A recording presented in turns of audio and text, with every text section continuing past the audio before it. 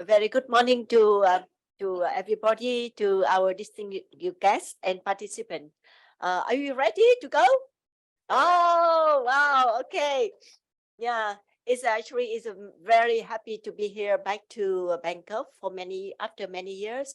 And as Lisa had mentioned, that very unfortunate that we met each other, online for many times, but it's finally we've been here and we have a face-to-face meeting. We can greeting and hugging each other. So it's about the life, about the people, about the friend. Like Lisa and I, we met each other for many years, and I met Anna and many others people and the friend who we met online. So it's very pleased to be here back to new normal. Yeah, and we hope that we've been together to make new normal is a fair and better for everybody. Yeah, so welcome to the first session of the CEO conference meeting today. The panel is we will have three the panelists from Vietnam, Indonesia, and Philippines who enjoys our online. But do know that on the agenda, the topic as the theme of the panel is about the toward nurturing transformational partnership and women economic empowerment in agricultural value chain. So I am assuming that you are excited for this because it's this platform We Live Food is one of, I think is the earliest platform of the seal since the third CEO conference 2020, right? So it's almost like 3-year platform. If you've been here very active in the last 3 years. So today, with this panel is a plenary is co-organized by women empowerment, livelihood and food in agriculture. In short, we call We Live Food, right? And this platform is co-convened by IC, Bina, Swadaya in Indonesia, and Center for Social Initiative Promotion is a CSIP in Vietnam. So the We Live Food platform was launched, as you know, that 2020 during the online CEO conference during the pandemic. But since then, because the food is everybody have to live on food, we cannot live without food. So it's still very active during the COVID-19 as well. And this platform is to promote a startup. This platform. You may remember that before 2020, we already spend we conduct a research, a case study on 4 countries and to develop the benchmark and guideline for the promoting to the partnership for the transformative the women and economic empowerment in agricultural value chain already. So with the We Live Food, this is a platform to promote and to support for the social enterprise for SME and corporate working in agriculture business to use a benchmark and guideline to enhance the impact to the community, to the women and men, small farmer in the 3 countries. So now we pilot in 3 countries: is the Philippines, Indonesia, and Vietnam. So thanks for the Oxfam and the Embassy of Sweden in Bangkok under the very great program is called GRAISEA. The name of the GRAISEA is a Gender Transformative and Responsible Business Agribusiness Investment in Southeast Asia. Thank Oxfam for and the Swiss Embassy to support for the We Live Food platform and our pilot to introduce and to build the community of the practitioners who are using and the benchmark and the guideline to improve the impact to the community. And here today, you see that this is a benchmark. Here's a benchmark with 8 components. This is a nicely well developed from the case studies that IC and partner have developed. And these 8 component of the benchmark. The number one that you see is about how we can use the technology and to have is based on community-based, community-oriented innovation.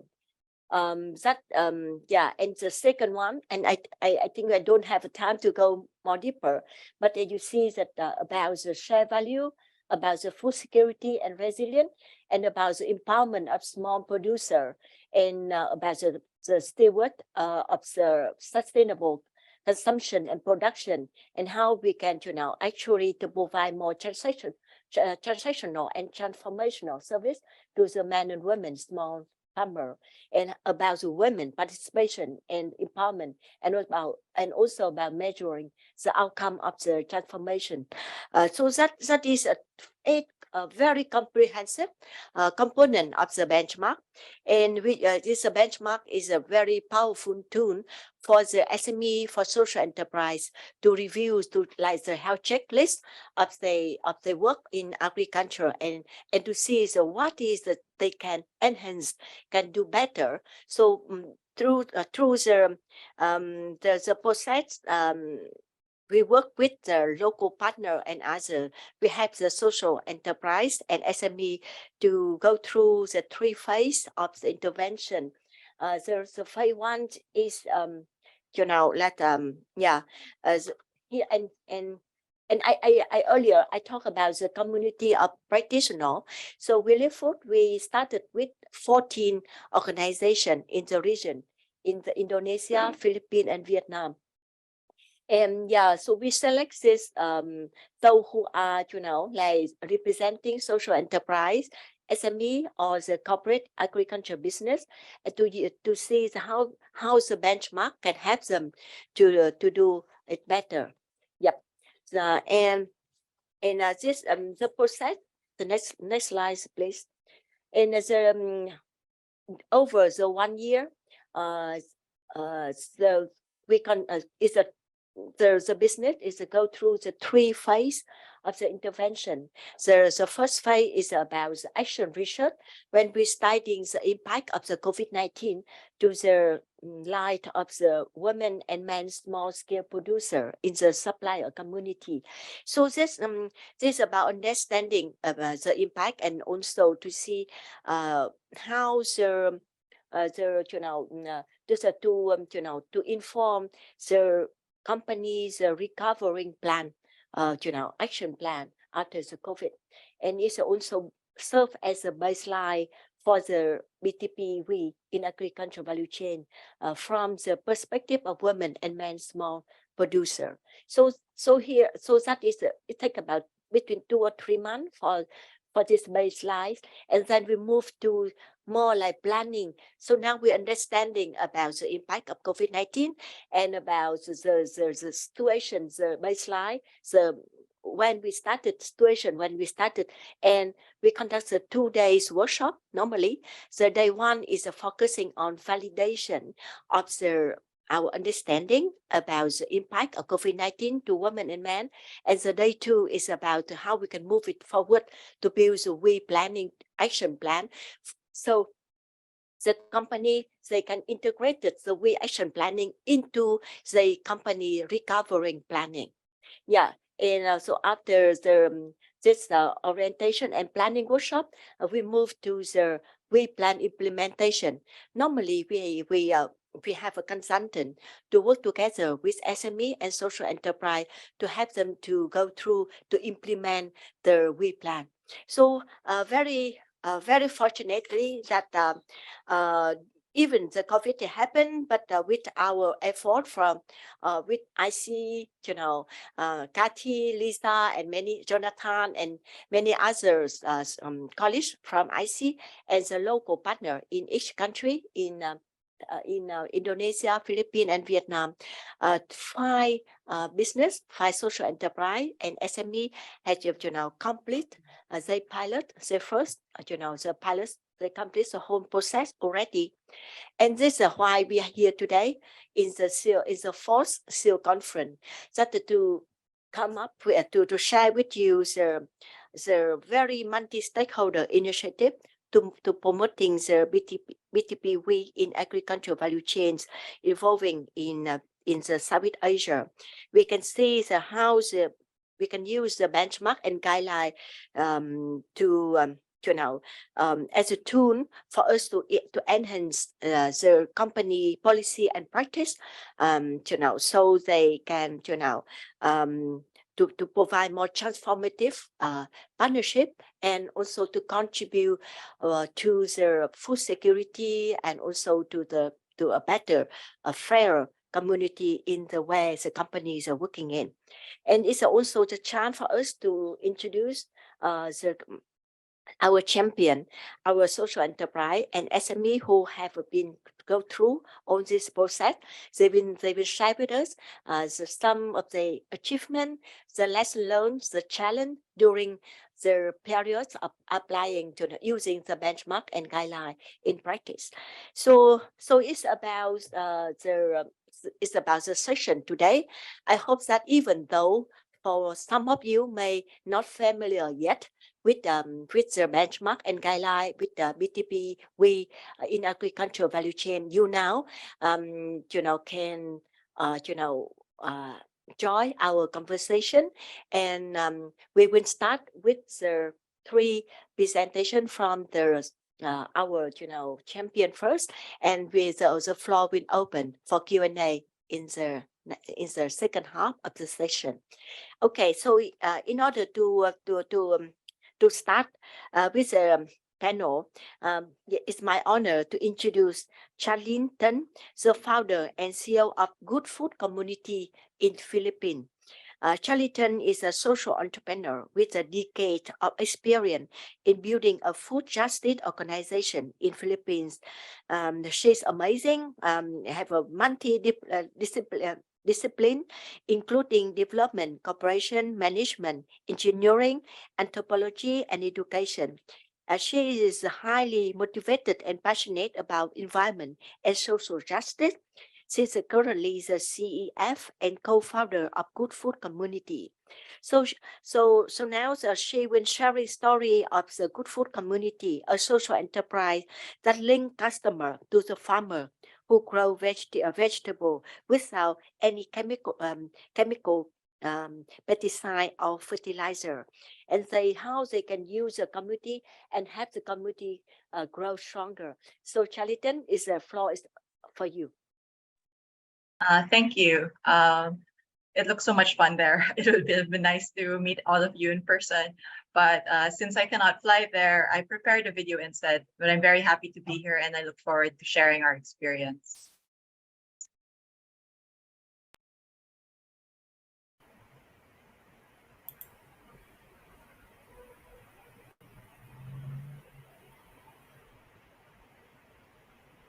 Hi. So I'm Charlene Tan from the co-founder and CEO of Good Food Community, and I'm here to share with you our experience towards nurturing transformational partnerships and women's economic empowerment in agricultural value chains. So first, about Good Food Community. Our mission is to build healthier friendships around good food. We feel that a lot of the problems that we have is the basic disconnect we have with our between small scale farmers and city dwellers. And so our mission is really to combine the two in a solidarity economy situation through a basket of food. So at the heart of it is a basket of fresh, diverse, organic produce delivered every week from our small scale farmers directly to consumers. We were established in 2011, so we're about 12 years old, and we're a team of 8 with part-time staff and volunteers who are mostly women. And we work with over 60 partner farmers in Luzon, the northernmost island group of the Philippines. And as of late, we've been very active with food sovereignty campaigns. So I think what's notable with our social enterprise is that we're relatively small compared to others. We're a very small team, and the kind of produce that we deliver is highly diversified, but it's about less than a ton every week.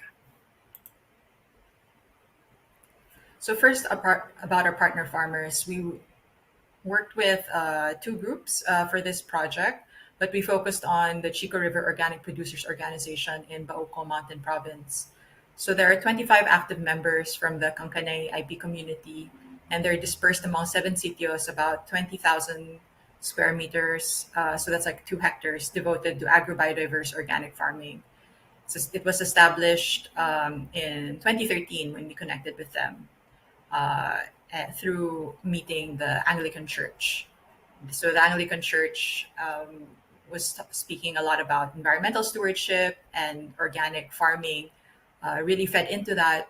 And the farmers had been trained, and they were looking for a market, and that's where we come in. So only when through this project in 2020 did we find out that they have involved into an all women's group. Practically all of them are mothers.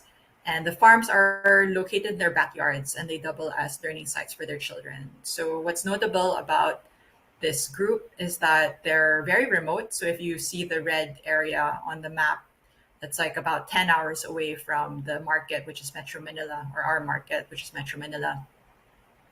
And it's very remote, it's very beautiful, very mountainous.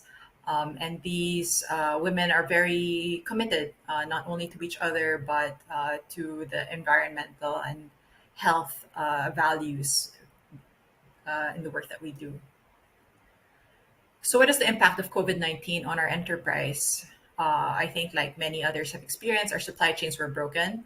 While we used to deliver our small amounts of produce through passenger bus, all of that stopped with the lockdowns.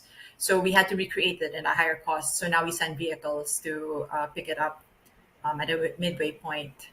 While there was an increase in interest in health, farmers, and sourcing locally among our households, many of the restaurants closed, and household demand increased, but so did competition. So while we were the first movers in e-commerce for fresh vegetables, the whole landscape sort of changed. There were more people who sprung up and started delivering a similar value proposition. So there's an awareness of hunger and a new solidarity by we open partnerships with the urban poor. So on the photo on screen, you see that while our original model only involved us and the farmers, while we knew about the urban poor, there was not the chance to reach out to them. And as hunger became so apparent during this time of the pandemic, we decided to offer solidarity shares. And so this was here our members could subscribe, and we would send the vegetables to the urban poor community. We would also support their efforts in growing community gardens through the soil and seeds from our farmers. So the initial interest among neighbors of our farmers for organic farming increased, but as livelihood, there were fewer marketing options for them. So in Bauco, in particular, we were one of a few, a handful, maybe like 3 marketing collectives that were our farmers' options if they wanted to do organic and actually sell the surplus. When the COVID-19 happened and the lockdowns began, very few, like we were the only ones by the end of it that continued to source from such a remote location. And so this, of course, has a effect on their likelihood to be able to continue this livelihood. Of course, through this project, we noticed the increased burden on women, not only in our team, but on the women farmers as health frontliners. So not only did they have to contend with how would they put food on the table, but they had to worry about whether or not they would get sick and bring the virus home. And gardening, in their locales, not among the between the clusters, not with the whole group, was helpful for community health and in building resilience. So we saw this both in Bauco Mountain Province and in the urban poor community. So just seeing each other and being able to work together to feed each other became a source of resilience and health. So using the benchmarks, there were 3 phases to this work. We did first action research to understand where we were in the benchmarks, and then we applied the plans from learning what we did with the benchmarks and then we're currently on the case study writing for it. So what did we do? as a result of using the benchmarks. We had the documentation of practices and institutionalization of policies, particularly in good food communities. So the idea of radical procurement means that we intentionally buy from the farmers, who's of course wherein of course the power really lies with us. We want to shift that towards the farmers. That's why we bind ourselves to a purchase guarantee so prices do not change, and we are held to this commitment. Gender inclusion and diversity is a recognition of the different care work that is already done by our team and the differentiated needs. So there's a recognition of those different needs that people have in coming to the workplace. So some people would work from home, some people would come to work, and there's always a collective discussion about how to keep each other safe. In Baoko, we implemented 3 workshops. So we did crop programming, which during the pandemic was completely stopped. We did women's economic empowerment action planning. So how can the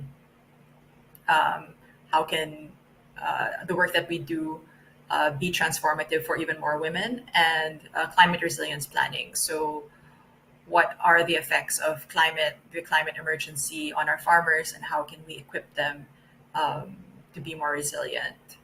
So what we found from using the benchmarks, it gave us a chance to really inquire into the work that we were doing, both internally, how we were growing as people, as a team, and whether the work that we were doing was supporting women's economic empowerment. And we saw that Pamyanihan, or community shared agriculture, is a definite fit because it provides safe food for the family, because the women farmers would grow gardens right in their backyard. It provided immediately food nutrition for their family even before it's delivered to us. We saw that pathways to food sovereignty and nutrition security through diversified farming, circular economy, and seed freedom. A lot of the items that one would need to get started in this livelihood is quite available in their backyard, and so it's very accessible, and they can build upon the knowledge. We also offered through Pamyanihan a stability of income through the purchase guarantee, as I mentioned earlier, even with small plots of land. And of course, fair prices. Farmers' access to knowledge and resources. So through these workshops, by going to the farms and surfacing through these workshops, the farmers' voices and farmers' perspectives on these things, we identified climate resilience issues and partnerships and engagement for resource mobilization for climate resilience. And we acted upon these immediately. So one of the things we heard is if we wanted to continue this work and if we wanted to sustain it, we really need to be looking at greenhouses or like polytunnels for the farmers. And so we started fundraising for that, and that's the Friends of Farmers Circle. We saw that a large input of the farmers that make it difficult for them to grow items is really seeds. So we had a workshop on creating a community seed bank, and we were able to raise enough funds for the mini greenhouses. And food processing has long been a dream, and it was only reinforced by COVID and by this climate resilience planning. So it's something that we would like to fundraise for and look forward to in the next phases. So the challenges and opportunities. The challenges were that pandemic restrictions led to the neglect of crop programming, affecting product matching with the market. The multiple burdens hamper women's participation in crop programming and access to education and training. So when we hold workshops, we're very careful that we don't take too much time. At the same time, it's a balancing act between how much can we process and input in a particular day, because we know that when they go home, they still have a lot of care work to do. And of course, as with the introduction, the contraction of household income and household consumption, both among our farmers and among our subscribers, was very difficult for income growth and expansion to more. So even though we know that the model works and it has amazing benefits for women, transformative benefits in that they have a livelihood that can feed their kids and that can support each other, build resilience. They cannot invite more members until we can grow the demand, and so that's been a major challenge. The opportunities that were opened up by this project, however, is that we saw that a direct alignment between the women's economic empowerment agenda and our goals and strategy. So it helped also to have a local coordinator with agriculture expertise who spoke the language and is a member of the same Indigenous peoples community. So this is Sir Elmer that was introduced to us by GRAISEA. And in terms of the research, it really helped to not to have necessarily an external consultant. So it was a member of our team that was trained to do this, the benchmarks. And because of, I suppose, her deep understanding of the way we work and how we work, she was able to surface a lot of insights from the process. This project also invited us to, to the idea of how partnerships could be transformative and really mobilizing, because really without partnerships like this, we would not have been able to uncover such insight and provide the farmers a little bit more of what they need.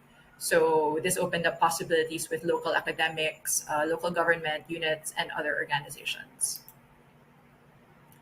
The lessons that we learned were that gender inequity is systemic, and women's economic empowerment is possible only when the system is transformed.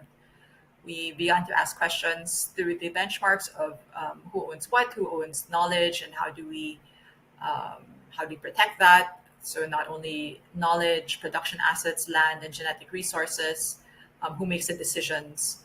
So in every part of the way that we work, we learn to see the gender implications. The support for social innovations that are community-owned or based, gender-inclusive, culturally sensitive, local and appropriate. So we saw that our commitment and I think the ability also to actually consult with the farmers so directly through these workshops are very important to create social innovations that are community-owned. Because if from design, they must be engaged at the onset and through monitoring, and as we look at the benchmarks together. Gender transformative work for GFC needs the transformation of consumers to co-producers by sharing the risk, rewards, and responsibilities of food production. So I think the mission remains for us to build these friendships by inviting consumers to continue to be co-producers, and perhaps to show how particularly fruitful and transformative this is for women, in particular, and women farmers. Thank you.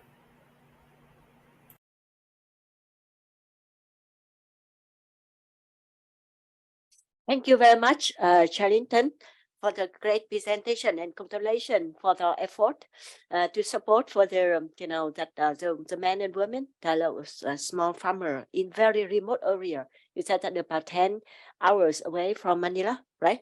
Yeah, that's a great work. Thank you. So now, and we move to the next speaker, Mr. Paulus Shigit. Yeah, right. He's a marketing manager of the Tuku Tribute from Indonesia. So the floor is over to you, and you can introduce a little bit about yourself with the audience first. Thank you. Thank you. I'm very nervous because it's my first time come to this conference. So may I stand up to reduce my nervous by walking around? That's a mic.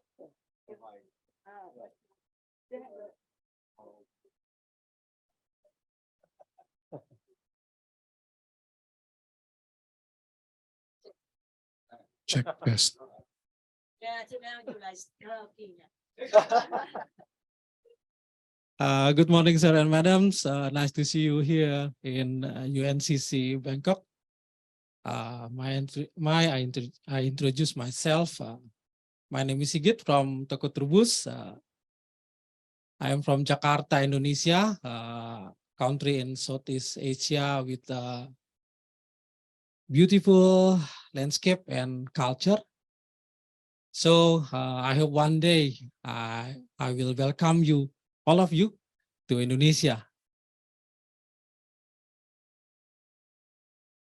This morning, thank you to support me, my friend.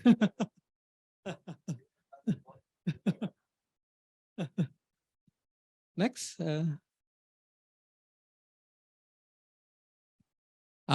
This morning I will share our experience while implementing the BTPV in FEC with our suppliers partner together. Next. This is the outline of our presentation. Maybe next. Next. This is the company profile of Toko Trubus.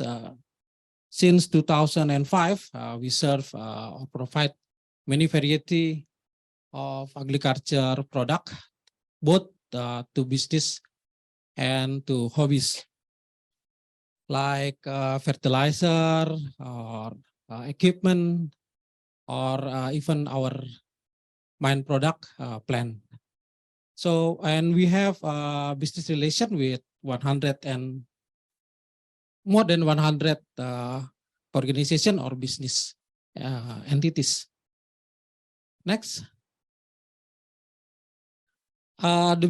In our business chain, the suppliers is play important roles. As you see, we have about 40% of our suppliers are small and micro enterprises, and they also have about 1/3 woman employee. As today, we have 29 branches, thanks to their support, all over in Indonesia, in Java, Sumatra, and Bali. Maybe Bali is familiar with you. Okay, next slide. Next. Now the impact of COVID-19 pandemic. Actually, the COVID-19 pandemic did not significantly affect to our business and our supplier partners. Even there was even increase of sales, but we found or we noticed some difficulties. First is the effort to get raw materials more harder than the past before the pandemic. And the second, the family expenses is increased because the need of like healthy food, like vitamins, and also data package because of online school when during the pandemic. Next. What the experience doing the BTV with Toko Trubus? First, we identifying when we identify which the role of our company that match the BTV and the second, we improved our company rules to prioritizing women suppliers or the supplier who have a larger woman employee. And the fourth, we have a book of conduct to guide our employee to care about the woman suppliers. This book have two versions. One is in PDF or text basis, and the second is video that we have shared to all of our employees. May I present this video? It's a short video.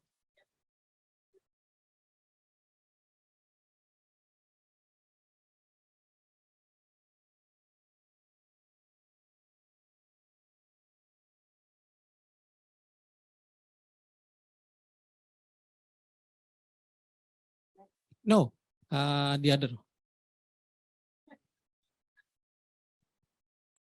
Oh, it make me more nervous.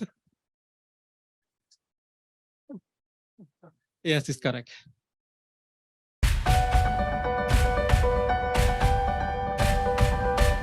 Halo teman toko Trubus di seluruh Indonesia, tahukah kalian bahwa usaha pertanian yang kita lakukan tidak semata hanya bisnis transaksional saja dengan para pemasok kita, tetapi juga bisnis transformasional. Mengapa demikian? Toko Trubus mempunyai komitmen terhadap para perempuan pemasok, baik sebagai pemilik usaha ataupun komunitasnya untuk mewujudkan transformasi kemitraan dan peningkatan pemberdayaan ekonomi perempuan dalam rantai bisnis. Lalu apa sih transformasi kemitraan itu?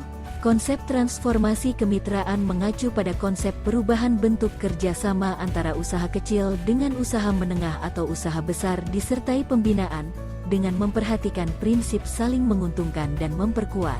Dalam hal ini, kemitraan toko Trubus dengan para pemasok terutama perempuan. Transformasi kemitraan yang dilakukan oleh toko Trubus untuk perempuan pemasok adalah peningkatan kapasitas mengatasi masalah-masalah keterbatasan sarana produksi pertanian, akses modal, teknologi bagi petani perempuan, peningkatan mutu produk, serta memberikan kesempatan bagi perempuan untuk berdaya secara ekonomi. Komitmen toko Trubus ke depan untuk lebih mendorong transformasi kemitraan dan pemberdayaan ekonomi perempuan dalam rantai bisnis dengan mengutamakan perempuan pemasok menjadi mitra toko Trubus dan mendampingi dalam peningkatan kapasitas mereka, mendukung kesetaraan upah di tingkat komunitas pemasok, melakukan kampanye tanpa diskriminasi di tempat kerja serta memfasilitasi teknologi pertanian yang memudahkan pekerjaan perempuan pemasok. Ayo semangat, kita wujudkan nilai-nilai transformatif dalam bisnis dan mengutamakan pemberdayaan ekonomi perempuan yang berkelanjutan di dalam rantai nilai pertanian.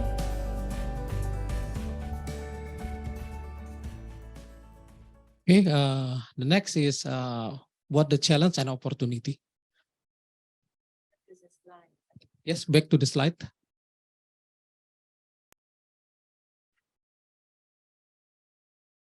Next slide.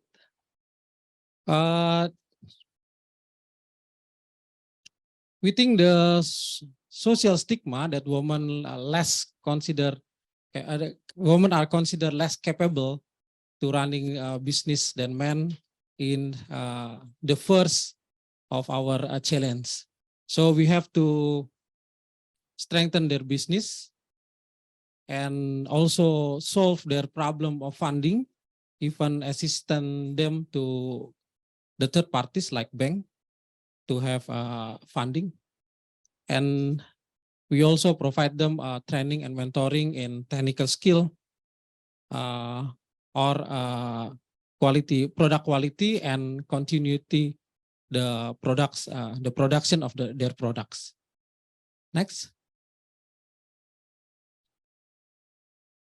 The lesson and insight while we practicing BTP for toko Trubus is, as I say before, we have now we have a policy to prioritizing women supplying, and also we have a campaign to for gender equality in business against the social stigma. And second, we have support with facility or equipment to have to make them more easier for their work. And the second, we have documenting all the process in purpose for training and evaluating. Do I have time for playing the second video? I'm so sorry that the time is up now. Oh, So- yes. So you may have some conclusion, right? Yeah. The conclusion is in a video, but I wish our last video answer the last slide of Ms. Napa. Yeah. It's 5 minutes. 5 minutes Yes. video. Yes. Oh, I'm so sorry. I'm so sorry. Sir. Okay. Yeah. Maybe I will send the copy to you. So this is the conclusion. We send One place it. message. Yeah. Oh, you can have time to, for the Q&A later, right? Okay. Yeah. Thank you very much. My apology for Yeah. my poor English. No, Thank you. That's perfect. That's perfect. So yeah. Thank you. And congratulations to successfully complete our first presentation at SEAL conference. All right. Yeah. So now we move from, Indonesia is a huge and big company with 28 branches, right? Yeah, and 29 branches, and to another, company is in Vietnam. I think the size is not comparable, but but this she is a woman-led business, and the majority of the supplier is also the women in a very vulnerable, disadvantaged area. So may I introduce Mrs. Ho to Phương Anh, the director of the Viên Minh company from Vietnam. So Phương Anh, please. Yeah, thanks, Miss Oanh. And good morning, everybody here. Thank you. Firstly, I would like to thank Miss Oanh, CSIP, and Miss Lisa give me a chance to share my company, my business here. And I am really proud of this business because we are a women-led business, and we have some impact to a woman also. Here we will talk about the We 2021 in Viên Minh. Viên Minh is my name company. It means the Viên is a full. Minh, it means intelligent. It means we hope that this business will help us more happiness, more intelligence, like that. Wisdom, yeah, wisdom. Thank you. And next slide. This is the scope of presentation. Đứng lên hả? Yeah, okay. Next slide. So we are manufacturer of essential oil and herbal to make healthcare products like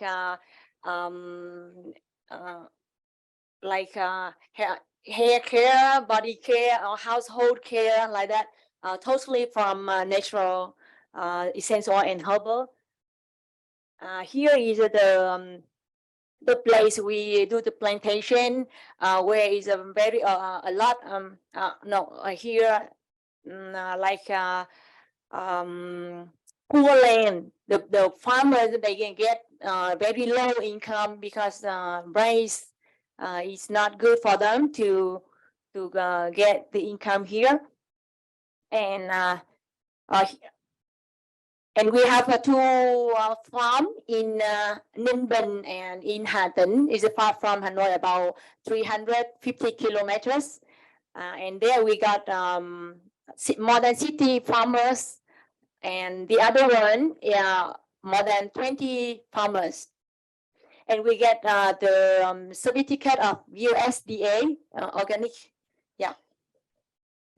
And the next 3 years, we have our goals that the first one, we will expand our farm, and the second one that, next slide please, and the second one that we will increase our customer, the distributor, and we keep on R&D products. And we found out that we have the value chain, that the first one is the farmers who help us to collect the leaves, take care of the tree. That is a Melaleuca tree, Melaleuca kachuputi. So yeah, very famous in Philippines, Indonesia, Malaysia, and Vietnam. And the third one, that is the distributor. Beside of professional distributor, we found out that the women who use our products, they love our products, and they really want to share with their friends, their family, and they become our small distributor. So we found out that we have two groups of women, farmers and the consumers. Next, please. So the women in rural area, they have a low income, about only 870 USD per year, you know, and then they less than in many aspects of life. Also, they lack of knowledge or management skill. They have low voice in their family. And their age about 50 years or more than that. They help me to collect the leaves. And you know, one of our farm in Hatton is a protective forest.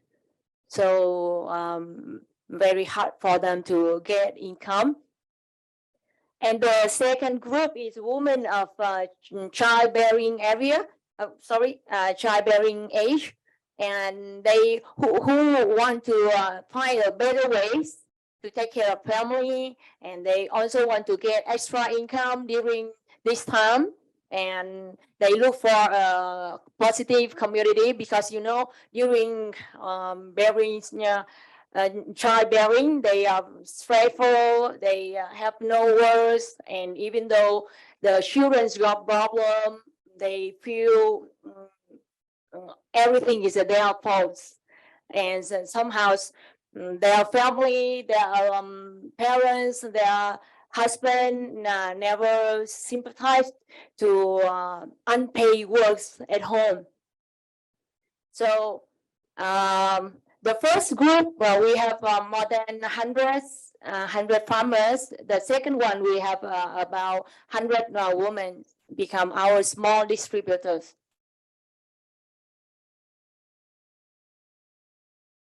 The impact of COVID-19 also like the others, but you can see that they lost the main income, and even though, you know, husband and wife, husband will go to work, but wives, okay, stay at home and take care of baby and do a lot of unpaid works, you know, and even though after COVID-19, the baby easy to get sick, so they take leave, long leave, because the baby is sick.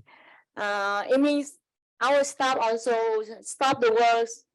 And some of them, they say, "Hi boss, I'm pregnant, so I take long leave again." And you know, I have 2 staff, they got pregnant. Anyway, that is the good news, right? They have a baby. But that's the issue for me. And then we have a long time shutdown. So we had the high cost of logistics and packaging, because you know, on the bottle we import from China. Yeah, so everything changed, a lot of impact to our company. So when we apply the action plan to our company, I see what happened. Also, because the farmers, they stay far from our company, so we do the online training. We train about the gender equality. Yeah, and then of course we also have technical training, how to take care of the tree, Melaleuca tree, follow the organic standards. Also, we train them how to choose the best tree, because you know, the tree may very strong one, very healthy one, but after the collecting, we extract essential oil, no essential oil, you know. And even though we get essential oil, but the component, the percentage of the main ingredient, chemical components is low. It means our quality also not good to sell to the market. Yeah. And we also have a small train to help them to aware of their roles in the family, and what the unpaid works in family.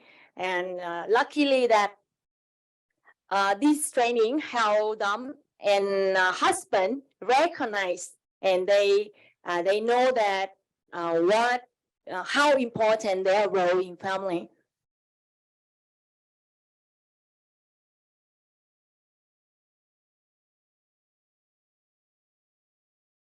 And here you see the first distributor there. We also support the farmers to give them the baby leaves free, baby leaves for them to do the new plantation in Ninh. And we also train the distributor how to calculate the price, the cost price, the how to say, the income after they sell a product, and help them to train the other, to help them to have a group of their business, just small one, just they get income about 5 million Vietnam dong per month, equal about 250 USD only. Yeah. And the farmers, they also get about 5 million per year. 5 million equal to 250 USD per year. You know, it's a very low one. But if you compare with their common income, you see that is a quite good, a little bit, because they got 870 USD per year, and now we have them only 250. Yeah. So I see the most important result we get, that they recognize their important role in the family. And the second one, that they learn how to control their business, how to calculate the income, and they divide the income for the family expense.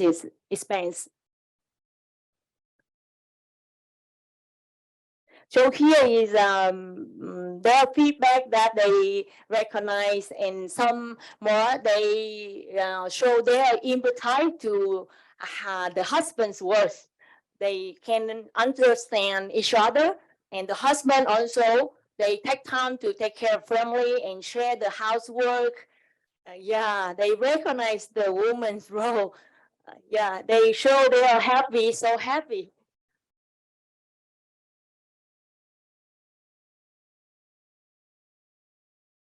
Yeah, next slide, please. The challenge, I see that because we have 2 farms, but the cooperative is not work fully. It means the farmers there, they have not like they don't have fully their voice in the cooperative. And then the family burden, gender pay is still high, even though me also gender pay, and manage skill is low. And some women satisfy their life, and they don't want to change, or even though they say, "Oh, that work is for me, not for me. I still work like this. It's okay." Like that, they refuse. They don't want to become the leader. They say, "Okay, let the men do this." And the last one, that we lack of a key person to deploy work, because our farm is far from our office, so I need a person to take care of this work and work directly with the farmers. But we find out that opportunities that women also, some of them also want to be better. They eager to learn, and during our training, they say, "Okay, teacher, wait, I would need to talk to our child. Hey, now listen and focus on your lesson," like that. And then they come back to join. So during the training, one hand is they join the training, and one hand they take care of baby, at the nighttime. Yeah. And we found that the men and all other NGO also support us And we proud that we are not alone in this world. And if we want to build a sustainable business, and it is necessary to build a sustainable value chain, the farmers and distributors. Yeah, the lesson that because our business help them just more income, extra income. So I think that if I want to really help the farmers change, we need to play main role in their income, And the second one, that we must have a budget and train a key person to follow the work to measure our impact to the farmers, and then we can change better and better. And the third one, that support the farmers to build a strong cooperative, because right now in my farm the cooperative is not really good. The farmers still have the low voice to their business in a cooperative. Yeah. So thanks for listening. Thank you. Yeah, thank you very much. Our three, the champion from the Philippines, Indonesia, and Vietnam. I call you champion because everybody here is champion. Because we are, leading, not only, but we are the leading the change to advance the transformative chain, and we use it the BTP we in agriculture value chain the benchmark and guideline to improve our work and impact to the women and men small scale farmer. And thanks for the listening. And we received some question from the online audience, so we may we may prioritize the online audience first. So that so far I received a lot of comment and congratulations. But there are two questions. The number one is from okay, so I think that from Lee Payu from Oxfam. I think that she or he, I'm not sure, think it is very important to integrate the unpaid work and domestic work in the business model. So she or he interested to know how the process or example of your strategy in addressing the unpaid care and domestic work issues. So how, like Charlie, Thân or Phương Anh or Sigit, you have any question, any answer for that? I can kick us off.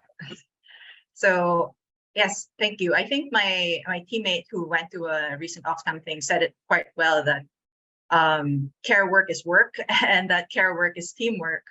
So in integrating into our business model, I think it's recognizing that there's all this work that we are doing both in the household and when we bring ourselves in front of Zoom or wherever. And it's not as straightforward, like to compensate everything, but in recognition of the number one, I guess, the wages that we try to give ourselves, we recognize how much actually it takes to sustain ourselves and not to have incredible demands at work that don't respect the wholeness of the person. And I think thirdly, it's campaign or trying to foster a culture where you can actually speak about your needs. You can actually speak about, your life beyond your work, which will bring the best person to work. So I think it's really shifting the culture that we have in the workplace so that can be articulated, and it's not a carceral, or it's not it's a more caring kind of environment. For our farmers, I think I mentioned how we need to be sensitive about our requests made upon them in coming to workshops and things like that. But I think on the other hand, we saw how empowering we heard from them that in doing the work that we do, in allowing them to grow food in a manner that is safe and healthy for them, that we are enabling them to do better care work. Thank you very much. Yeah, so Shigit, yeah, please. Yep. Traditionally, our registered suppliers are male. Like my colleagues from Vietnam said, the women play the role of domestic, like take care children or household care. But their most trusted partner in their business are their wives or doctor. So the women play very crucial roles in their business, combined with their domestic roles as a mother or as a doctor, because they are the act as a production manager, administration, and financial role. So even although the owner are male, but in decision maker, the woman play a very important meaning. And it's not caused by their domestic rule, but their opinion, and even they also make a decision is the rules of the woman also. So we cannot separate the domestic role of the women is less important than the male, because in our supplier they join together to running the business. Maybe you can add the information.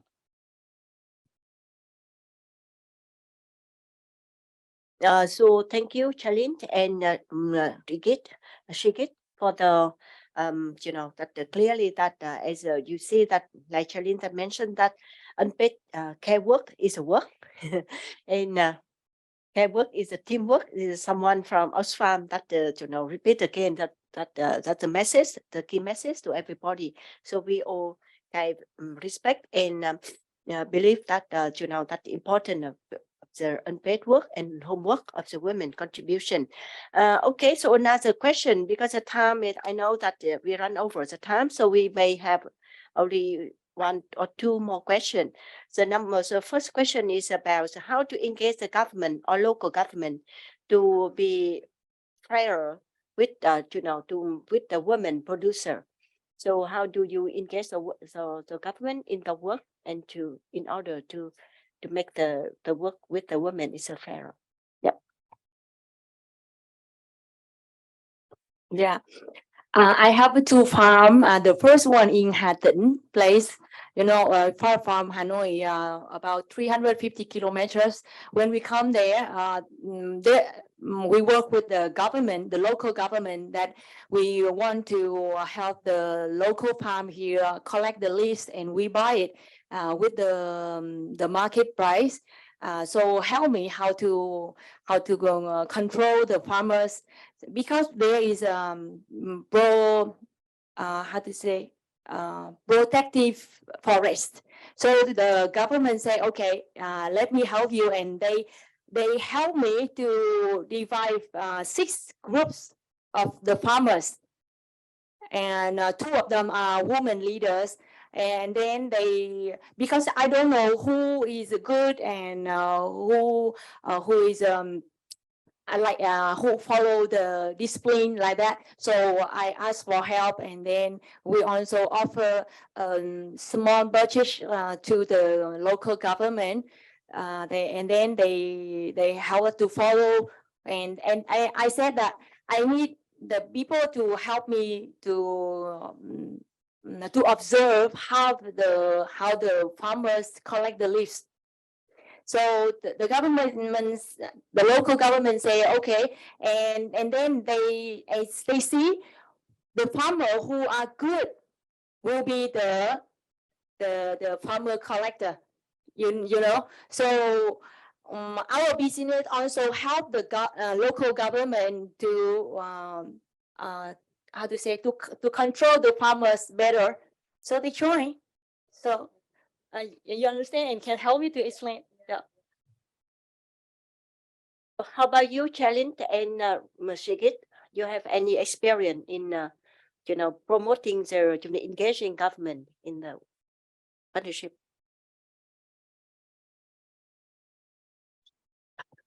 It's Miss Anne should answer this question. How to So personally, with Good Food Community, we have had exploratory talks with government, and we have presented our model to them, hoping that they would open up opportunities for us and to allow us to replicate the model also with other farmers. So yes, the hope is, I think, that because the local government units are incredibly powerful in shaping and being able to support our women farmers. So it's about which livelihoods are supported. And I think what we are trying to do is make visible kind of the invisible harms that are present for the livelihood that's left over for women. So, exposure to chemicals, the fact that, their kids don't get the kind of care work that they deserve because the women have to work terrible hours and under terrible exposures. That's what we try to make visible, that there is an alternative. So I think we're in the early stages, but we're speaking with different local government units to offer this. And when we asked for a share of practices, there are other sort of municipal groups and LGUs, and they have supported smallholder farmers. So just by opening their space for a packing area to deliver vegetables and infrastructure for organic specifically, the women, that's something that the women can now share communally. That's not something that they have to find on their own. And so these kinds of community-based infrastructure for women, especially for women, can do a lot towards their welfare and promoting care work. So that's what we can lobby for. Yep, thank you very much. So you chose that for the tactic to inspire, to advocate the government about the harmful side if we don't intervene. So it's what happened with the health of the community, of the children, of and the women in the community. Thank you for that. And I'm not sure about the timing, but if the audience here, you have any maybe one question to the panel. So yep, thank you. Yeah, please. Well, I don't have any question, but I have some observations about the community seed banking system. This sounds so attractive because seed preservation is really challenging for the farmers.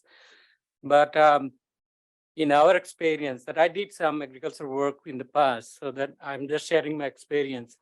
Sometimes instead of preserving the seeds, if you change the cropping pattern, meaning that you grow the seeds in the middle of this season, after 6 months, if you take another crop, that crop could be used as a seed. So some of the crops, I don't have examples here, but some of the crops could be done that way. In that way, the germination rate is obviously high. So you could use that for your cropping pattern. And then seed multiplication, when you grow the seed for just seed, not for consumption, because seed multiplication has different methods to grow the seeds. So that would be one of the ways how you can get good seed. Very good seed would produce good crop. That is the theory. And then for FAHO, I have a question actually. As you are producing some body care products, do you export them to international market? Because good body care products are very demanding in the international market. Yeah, that's a very good suggestion, and we see the higher growing demand from the natural and the good healthcare body care product in the global market. Thank you for that. But I think the Vinming so far is targeting the domestic market first, right? Yeah. Okay. So yeah. I think that the time is over. It's a lot more than 1 hour. And thank you very much, Charlington and Shigit and Phương Anh for the great work in the presentation and sharing during this session. To conclude, as I listen from practitioner and also our local partner on the ground, we could see that it's in order to take action, it's very important that the business owner, they recognize their they need to be better awareness and recognize how the business has an impact to the men and women, small scale farmer.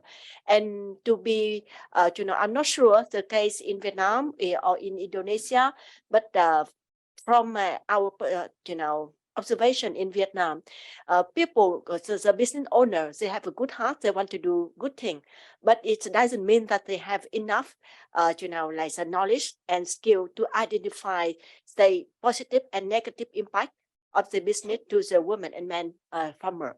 So that's why the action research is run by the this project is very useful for people to starting to recognize the impact of the not only COVID-19 but about the business work and how they can improve. They can to make the business is to bring more about to empower the women and men small scale farmer even better than usual. So that is the whole purpose of the BTP we in agriculture platform. But in order for them to implement to make it happen, so we are very lucky to have the good example of the Trubus from Indonesia. When you are the big corporate and you have a resource, human resource and financial resource to implement that own as it's a very exciting and very great activity. But for the smaller farmer, for smaller business like Viên Minh or the good food community in Philippines, I think we need help from the people from international organization, from NGO and from local philanthropy to make it happen. To not only realize on their own the resource for the implementation of the We Black action is needed. As you see the Phương Anh case, they have a lot of constraint in the implementing the We action plan. And another issue you raise here is about the good practice of the Togo. How you can when you do the good practice, you can like make it as a policy and communicating it with all the staff and also partner, so they can have the same understanding level and so you can make policy it really work in practice.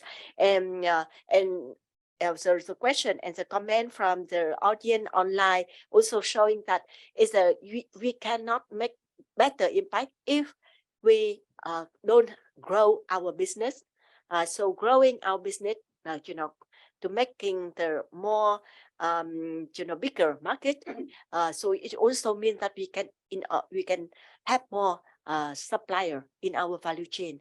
So a lot of things that is relating to how we replicating this a good practice in the future. So now we have about 14 social enterprise and SME is the using this benchmark and guideline in this project, but we know that this our community is much bigger than 14 organizations, and how we can replicate and inspiring so more SME and social enterprise using this benchmark and guideline to make to enhance the impact to the small scale farmer, including men and women, is still a challenge for many for us. And in this workshop, we want to raise these issues to the policymaker and to donor, to other community. So we stand to build on stronger partnership to make it happen in the future. So thank you very much for the attention and for the presentation today. Yeah, thank you. Before we proceed to the second panel, may we give away some of gifts to the to the first panel. Thank you.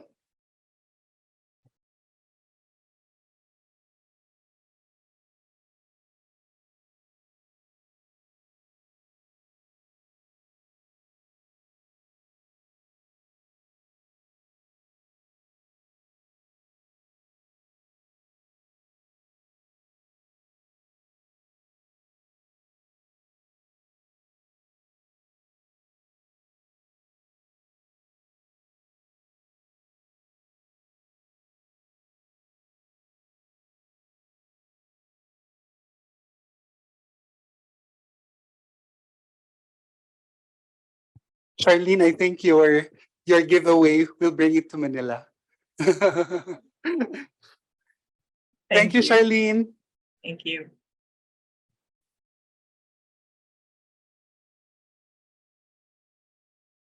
I think we will immediately proceed to the second panel for this session.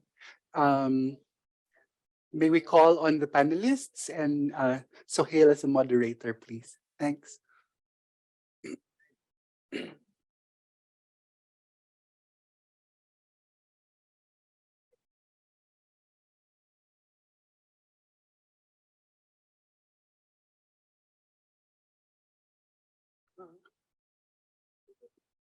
Vincent?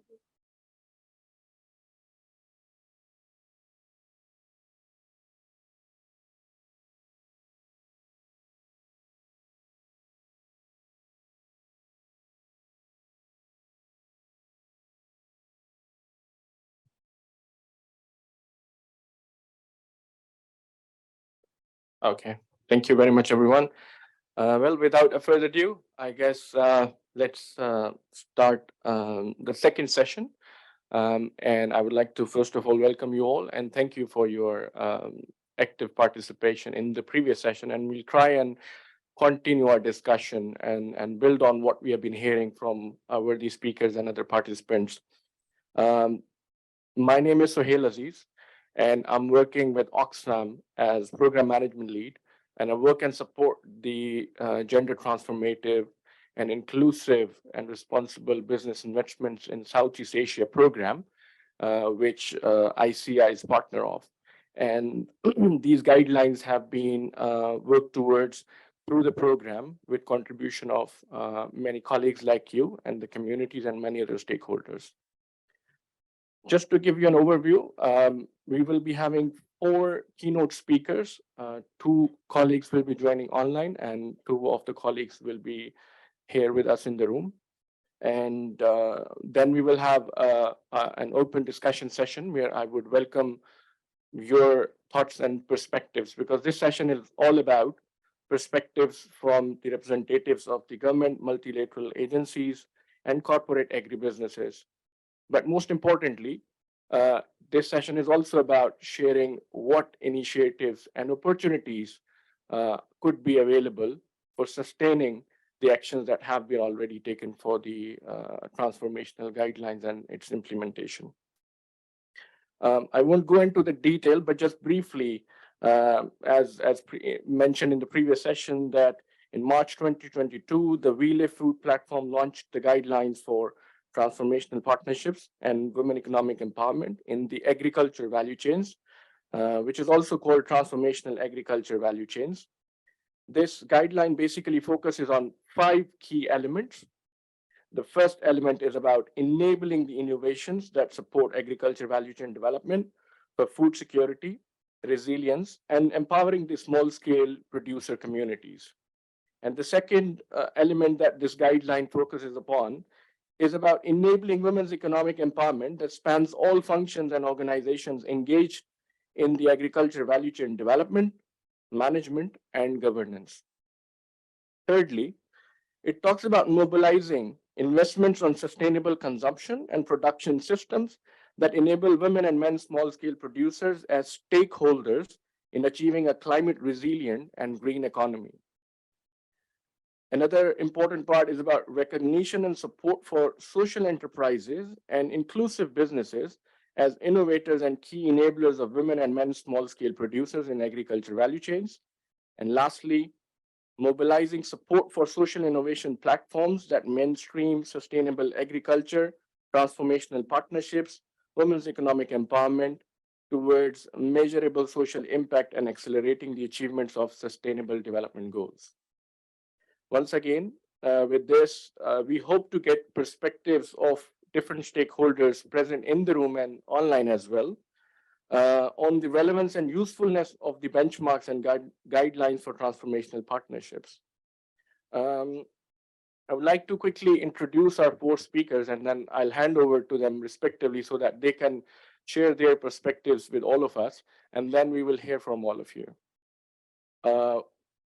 We have with us Ms. Maria Katrina. She is CSR manager for Pilmico and Gold Coin Group, and she leads and oversees the corporate social responsibility programs for Pilmico Foods Corporation in the Philippines and other South Asian countries. So very welcome to the session. And we have Ms. Maria Pamela. Maria is a senior program manager for nutrition and food security at the Filipinas Shell Foundation and works with small holder farmers and women in developing community enterprises linked to Filipinas Shell Company. We also have with us Mr. Miguel Musne, is the Assistant Director, Poverty Eradication and Gender Division, ASEAN. And he supports ASEAN member states in developing the ASEAN regional framework on gender mainstreaming across the 3 ASEAN community pillars. And lastly, we have Ms. Sudha Guti, Program Manager, Catalyzing Women's Entrepreneurship and Social Development Division. With this, I would like to invite our first speaker, Ms. Maria Katrina, to share her perspectives with everyone. Over to you, ma'am.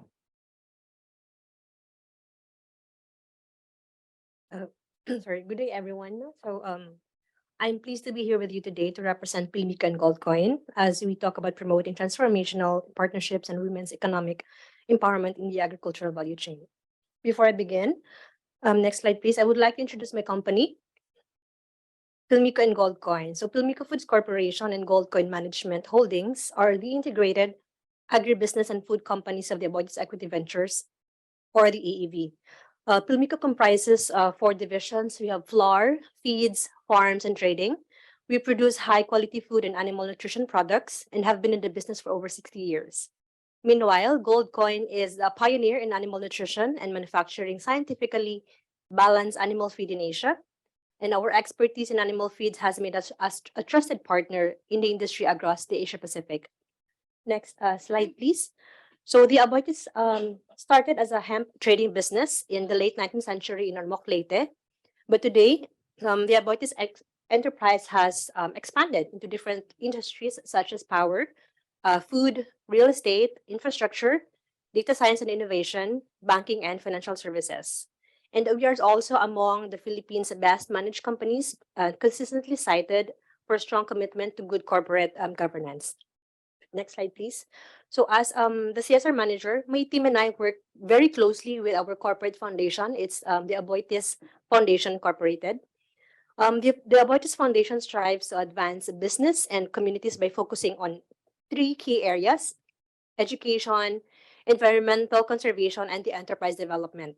Our role goes beyond providing financial support. We strive to be a catalyst for change by promoting collaboration and partnership among various stakeholders. By working together, we can achieve our vision of creating a better future for all.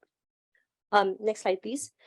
In all our CSR projects, we align its objectives to the UN SDGs as it also aligns with that of the governments. We need the government to ensure that there's a sustainability or continuity to what we in the private sector are doing, because they can further solidify those projects with policies and further related programs. Next slide, please. On one project that I'm very, very proud to be sharing with you this morning is our inclusive corn sourcing program called Project Silk. So the name is derived from the silk-like hair of the yellow corn. So we started the project in 2017 with a goal to support and empower local corn farmers in Bukidnon, it's a southern part of the Philippines, by transforming their livelihood into a more sustainable and profitable endeavor. Under the project, the idea was to directly source yellow corn from local farmers, FCAs, meaning farmer cooperatives and associations, in an effort to secure a portion of our corn requirements for our feed milling business, and to do so with the values that reflected the hard work put in by the farmers and their families to raise those crops and get them ready for consumption. To better equip, next slide please, to better equip our partner cooperatives, the farmers underwent training that helped develop their financial, entrepreneurial, managerial competencies, and to strengthen their business acumen. Industry experts were also brought in to provide capacity building training sessions such as financial management, records management, business management, and entrepreneurship, organized in partnership with the local government units, Cooperative Development Authority in the Philippines, and the academe. Next slide, please. So now let me share my perspective on the benchmark and guidelines in promoting transformational partnerships and women's economic empowerment in the agricultural value chain. At Pilmico and Aboitiz Foundation, we are committed to promoting gender equality and women's economic empowerment in the agricultural value chain. We believe that when women are empowered, they can contribute significantly to the growth and development of their communities and the economy as a whole. The BTPOE is relevant, very relevant to Pilmico. Number one, because next slide, please. It can become a holistic framework in engaging with communities since it includes the necessary elements such as resilience, environmental stewardship, among others, and the intervention in all these elements directly contribute to the SDGs. Second, it has a set of tools to help assess the recovery and transformation needs of our supply communities. This way, we will be able to learn more about the situations or contexts of our partners and determine where we can make Project Silk more inclusive to the poor, both men and women, and small producers in our communities. And these tools are also learning and planning tools. Then on the next slide, please. Third, the benchmark provides a set of standards for us to evaluate, gauge, or compare Pilmico's practices and to guide it in designing programs to sustainably transform and empower our communities. We could also use it as adjustments to our current baseline tools when we determine partners that would have to be embedded in our program.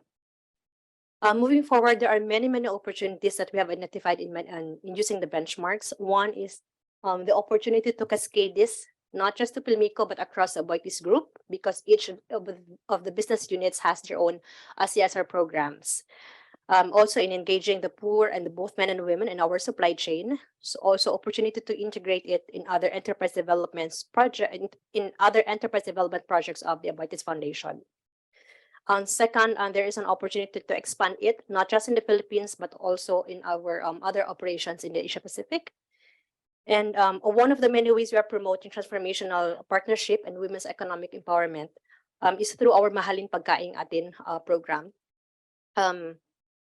It's a pride of locally and local produce now. So the program is aimed in supporting local farmers and empowering women in the agricultural value chain. We provide trainings, market linkages, and access to financing to help these farmers and women increase their productivity and profitability. By undergoing the benchmarking processes, we will be able to gather more insights on the role of women in our value chain and see that the support for their participation will actually enable the value chain to grow more and benefit more. We are also proud to support the Philippine Business Coalition for Women Empowerment. This coalition is a group of companies committed to promoting gender equality and women's economic empowerment in the workplace and in the community. We believe that by working together, we can create a more inclusive and equitable society. In closing, I'd like to thank each and every one of you for taking time to listen to our thoughts and my thoughts on women's empowerment in the agricultural sector. We've heard today about the challenges that women are facing in agriculture, from access to resources to other gender-based challenges. But we've also heard about the incredible potential of women in agriculture. By empowering women, we not only advance business and communities, but we also create a more sustainable industry, one that benefits not only women, but also the broader community. With that, thank you and have a good day. Thank you very much, Ms. Maria. Really insightful and inspiring perspective. Having heard that, I would now like to move on to our next panelist online and would request Ms. Maria Pamela to share with everybody her perspective. Good morning, everyone.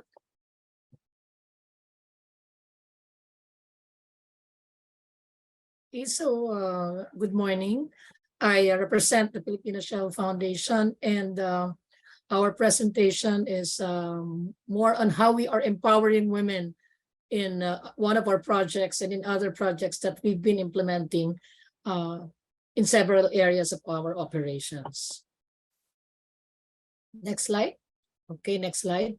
So let me introduce first ourselves. So we see here the scope of my presentation, who we are, how we are adopting GRAISEA. So I'll explain that later. And of course, I'd be dealing with what we did with Project Coconut and our other agribusiness projects. And of course, lastly, our perspectives and how we are realizing the potential opportunities of us being involved here in this arena. Who we are. So as I mentioned earlier, I am representing Filipino Shell Foundation.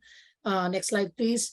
And the Filipino Shell Foundation is the social development arm of the Shell companies in the Philippines. And we've been operating since 1982 with a vision of a Philippine society composed of a productive, sufficient, and responsible community. So we celebrated our 40th year last year.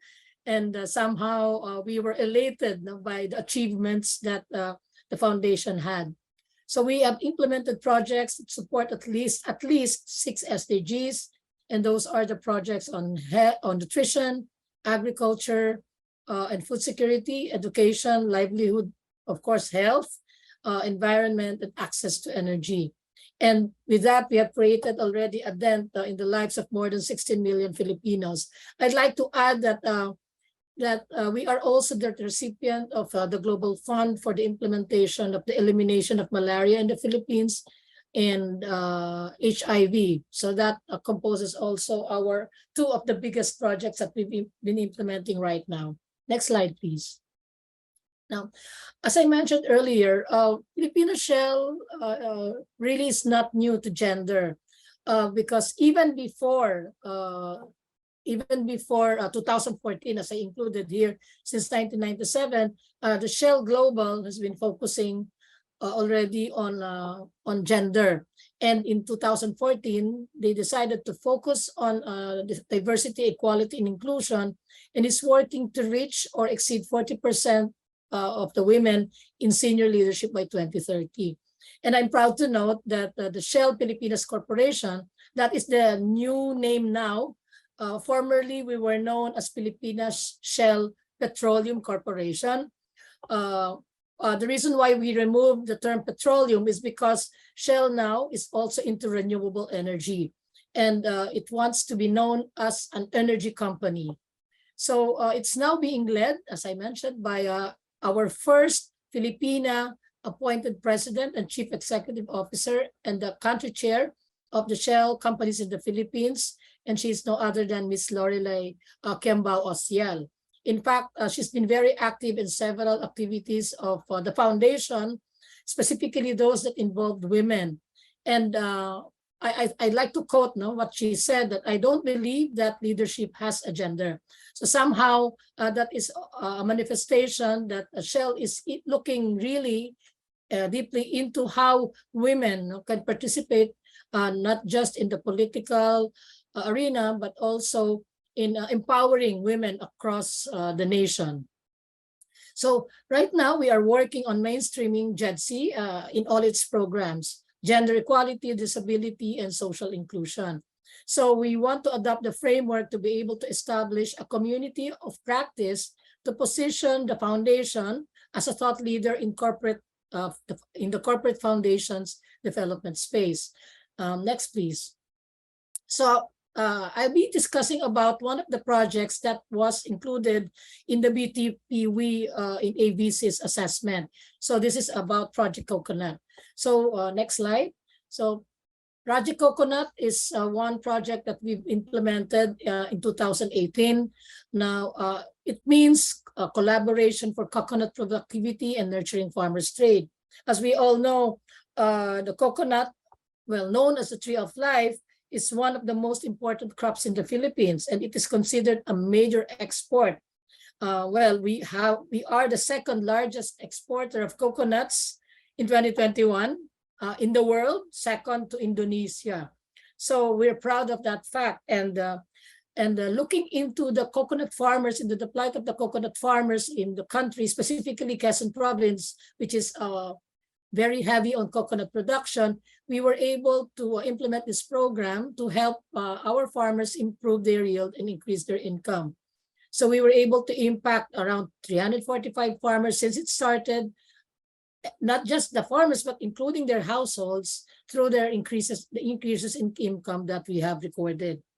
We have done several interventions, including coconut varietal upgrade, implementing good agricultural practices through their adoption. The reason is because when you improve the quality of nut and dried coconut kernel, that will also impact on the quality of copra that is produced to provide one very important ingredient that the company uses. I'll explain that a little later. So because of that, we were able to establish also 2 cocoa hubs, and these cocoa hubs are the centers of trade of the coconut byproducts production in 2 municipalities. I'd like to emphasize here that through the pictures that you're seeing here, we were able to establish coconut-based women entrepreneurship, because we want to, the goal here is to improve the lives of these women by making and selling value-added coconut products. Because we want, apart from that, we were able to engage them in planting new crops, or coconut intercrops, and market them locally. So that's somehow part of the interventions that we did. Next slide, please. In the next slide, you are able to see here the coconut value chain. Now, from the agriculture and training interventions that we've been doing, and that includes research, techno-demo, technology training, some farmers' financial support, and of course, the planting, maintenance, providing them alternative livelihood as indicated here. The harvests are actually mature coconuts. And from the mature coconuts, we are able to produce the dried kernel crops, the dried kernel coconuts known as copra. And the copra, as we all know, is a very important component in the production of coconut methyl ester, which is a blending component for biodiesel. So that's the connection. We are trying to somehow make our coconut farmers be included in the value chain by producing quality coconuts through the interventions that we did, and at the same time sustaining the supply also of a very important ingredient in the country, which is biodiesel. But apart from that, if you notice at the lower part of the slide, from the mature coconuts, you can also get a coconut shell and then coconut husks and fiber composites that are being transformed or manufactured by women into handicrafts. And that is somehow providing them alternative income for the women. Usually they are wives of the coconut farmers and other women who are interested and who are working in the coconut fields. So these are very important accomplishments of the program. One important facet also is that we are in partnership with a partner processing industry. We wouldn't have been achieved all of the accomplishments without this industry, who is responsible for the buying of the coconuts or the copra from our farmers, and then transforming them into cocoa methyl ester, which is now in turn being brought by Shell to produce biodiesel. So this is the value chain as a whole. Next slide, please. Next slide. Okay, so that's just reinforcing the 2 very important components. Yeah, next slide. Again, but we will, apart from that, we also want to underscore the importance of what Shell also has been doing in the agri-value chains in its other projects. And that is because I want to put emphasis on Roots to Shoots, which is a nutrition program. And our main stakeholders and partners here are women who engage also in nurturing their child, because the program is a nutrition program, and we target more or less, we have targeted more or less 1,000 women in the past 2 years who are able to engage in creating crops, engaging in livestock and production, and producing agri-inputs and food products. So the assistance that we made here in one of the provinces where we operate, where Roots to Shoots is being implemented, is through capital provision, business production inputs. We also capacitate their skills for training for sustainable enterprise operations. So next slide. And in the next slide, you will see here the various products that we have been producing and that we have been helping our groups. So at the top of the slide, you see here the coconut byproducts that were produced by the Project Coconut Project, by the women of the Project Coconut Farm Project. So we see here cocoa lamps, right? Coconut pads, and of course beads that are being sold to a foreign market. So we are very proud of these products. And below the slide are pictures of women that have created these products for the Roots to Shoots projects and the other agribusiness projects that we've been supporting in the other areas where we operate. So these projects, we help them market them through our Shell Corporate Catalog for the corporate giveaways. They are already part of the yearly Shell Corporate Catalog. We also would like to feature these products at the Shell mobility stations. So we now call them mobility stations. Before we called them Shell retail stations or the gasoline stations, but we now call them mobility stations. So the thing here is it's under a negotiation. Of course, we have to undergo certain processes for us to somehow help these products be featured and be sold in the retail stations. We have 1,000 retail stations in the country, in the Philippines. So we hope to at least target initially the Metro Manila market. Of course, we have been helping them by participating in Shell Business Fora, conferences, and other events where these products are featured. And we never stop to link them to institutional markets in the respective areas. Next slide. So what do we get from all of this? As an agribusiness corporation, and me representing the foundation who work with these communities, the participation in the We Livelihoods, we think can refine further our future programs to ensure that it is aligned organizationally and somehow consider our recoveries. Of course, the many challenges was presented earlier. We were not, the women that we've shown are not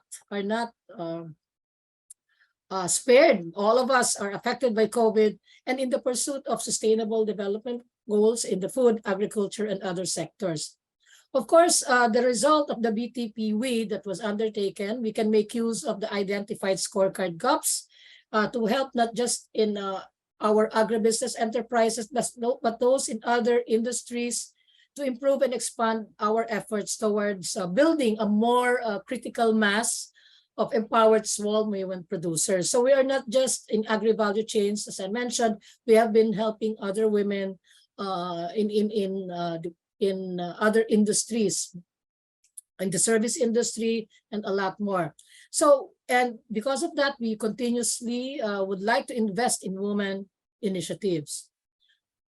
And we would like also to continuously promote our efforts toward inclusive recovery initiatives across all its programs, including and including gender-sensitive monitoring targets and indicators. In fact, that is what we've been aiming and arranging right now, our systems in monitoring and evaluation. And we've adopted the MEAL, monitoring, evaluation, accountability, and learning, in such a way that this can be embedded in the entire system, in the entire process of doing things.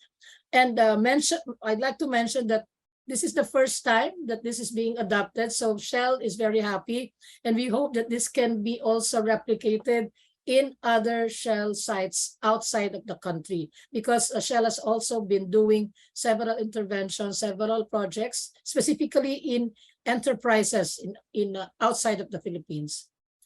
And through that as well, we want to strengthen our supply and value chain coordination, specifically with our partners, with our communities, with our women, with other stakeholders like the LGUs, who also is responsible for the effective implementation of this agri-enterprises in our areas. Of course, our markets, our target markets. And lastly, we would like to see it can be an opportunity for PSFI to be a voice, to promote gender empowerment, diversity, and social inclusion, and reinforce Shell's adherence to the cause. We would like to thank everybody for this opportunity, because I think this will spur, this will be an impetus for us to spread this across the Philippines, our operations throughout the Philippines, and of course outside of the country. Good afternoon. Good afternoon. Thank you very much, Ms. Maria. Again, really helpful practical examples of how the guidelines are being used and what benefits they are providing to the companies like Shell. I can really sense the energy in the room, but if you can all hold it back, I can feel some expressions from colleagues having questions and reflections on usefulness and relevance. Please hold those thoughts. I will request you to lend your capacity to listen just 2 more speakers, and I'll also request the speakers if we can keep the presentations a bit concise and very relevant to the perspective of how you have engaged with the guidelines and what lessons have you learned, so that we can then also move on to the room and hear from other colleagues. With this, I'd like to invite our 3rd speaker, Mr. Miguel Musni, who's Assistant Director, Poverty Eradication and Gender Division, ASEAN. And we welcome you. And it would be great to listen from you how ASEAN sees the guidelines and their engagement in the region, and what are your insights about this. Over to you. Thank you very much, Sahel, and good afternoon, everyone. I hope you can hear me clearly. My name is Miguel, and I'm the head of the Poverty Eradication and Gender Division of the ASEAN Secretariat. At the outset, I'd like to thank the organizers for inviting the Secretariat to give this short presentation on how we perceive the benchmarks and guidelines in relation to transformational partnerships and women economic empowerment within the context of ASEAN. As I was reflecting on preparing the presentation, I thought perhaps for the benefit of the conference, it would be good of me to share information on ASEAN frameworks and initiatives that provide the mandate and point towards spaces for engagements, perhaps to socialize the guidelines and the benchmarks, and also to hone in on initiatives specifically targeting the promotion of gender equality and women empowerment in ASEAN. In the following slides, this is just a glimpse of the frameworks. By no means is it exhaustive. And on the benchmarks and guidelines, at the outset, I'd like to immediately say that it adds value to the policy work of ASEAN, and it also provides the opportunity to enhance stakeholders' engagement. So I think the slide already moved. So the 4 slides that we will see is just an affirmation of ASEAN's commitments to sustainable development. So within the DNA of ASEAN, as articulated in the ASEAN Charter and the current 10-year development roadmap of ASEAN, we see there a firm commitment on pursuing sustainable development in all of its dimensions. Next slide, please. The 10-year development roadmap of ASEAN has its complementarities with the 2030 agenda on sustainable development. And I'm highlighting this complementarity because I understand that this side event, this conference, is being held as a side event or in relation to the Asia Pacific Forum on Sustainable Development. No? Next slide, please. Now, let me take a moment to focus on ASEAN's common platforms on SDGs because I see this possibly as platforms to facilitate exchange of policies and practices and an opportunity to introduce the benchmarks and the guidelines and possibly the moving spirit behind the benchmarks and the guidelines. So I've already mentioned the complementarities between the two development agendas. And actually, next week, there will be a high-level brainstorming dialogue on the Complementarities Initiative there in Bangkok, I think on the 31st. And it will be an opportunity for ASEAN member states and partners to talk about moving forward with these complementarities. No? Other initiatives include the ASEAN Ministerial Dialogue on SDGs. By the term itself, it's a platform for ministers in charge of or overseeing the attainment of SDGs at the national level, particularly the National Development Planning Agencies. That is also going to happen there in Bangkok next week. Now, prior to the ministerial dialogue, there is the ASEAN Forum on National Development Planning Agencies to accelerate SDGs implementation. Again, but this one is at the SOM level and attended by National Development Planning Agencies. The other two platforms here, again, these are venues for a policy exchange, good practices and lessons learned. And again, just to highlight that these are spaces to introduce and socialize the benchmarks and guidelines broadly. I think the fourth slide related to SDGs, if we can go to the next slide, just to add information that ASEAN also engages in the production of knowledge products to generate data. Here we have some samples on SDG-related publications and reports. Maybe we can hone in on the ASEAN Gender Outlook. This is a pioneering study of ASEAN that interrogates the SDGs through a gender lens. And also, one item here is the Framework Action Plan on Rural Development in Poverty Eradication 2021 and 2025, which is ASEAN's cooperation on rural development and poverty eradication. Next slide, please. I think what I want to emphasize at this point is that the benchmarks and guidelines has been introduced and in a way socialized with the ASEAN sectoral body overseeing the cooperation at the regional level on rural development and poverty eradication. And I think this was back in November when Gomer presented the benchmarks and guidelines to the ASEAN member states. Now, what we see now in this slide is the key result areas and strategic objectives of the 5-year work plan of the sectoral body in charge of rural development. And just to focus our attention, there are spaces, actually strategic areas where the benchmarks and guidelines can be introduced. So there is an ongoing intention to form a rural development network, also to expand circle of awardees, and to promote gender equity and leadership role of women in family farming. So all of these things are in place. It provides the mandate for ASEAN, specifically the ASEAN member states, to work together on moving forward with women economic empowerment and gender equality.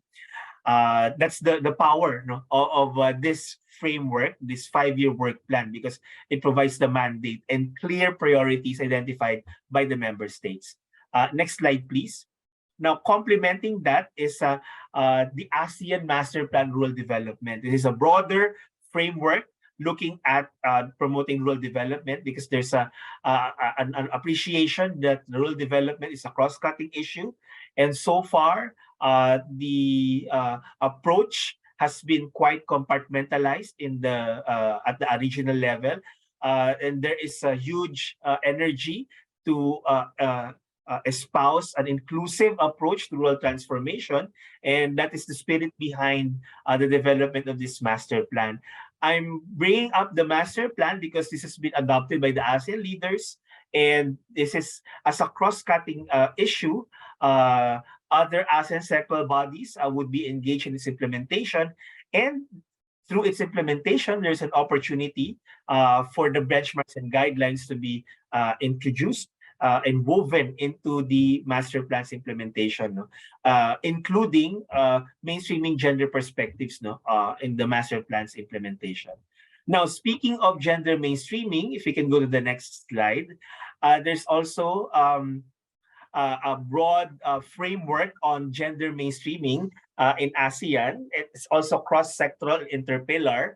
When we say interpillar, it cuts across the three ASEAN community pillars: the socio-cultural community, the economic community, and the political security community. And we see on this slide that the ASEAN Gender Mainstreaming Strategic Framework really plays down the foundation to introduce gender perspectives in the sectoral work of ASEAN.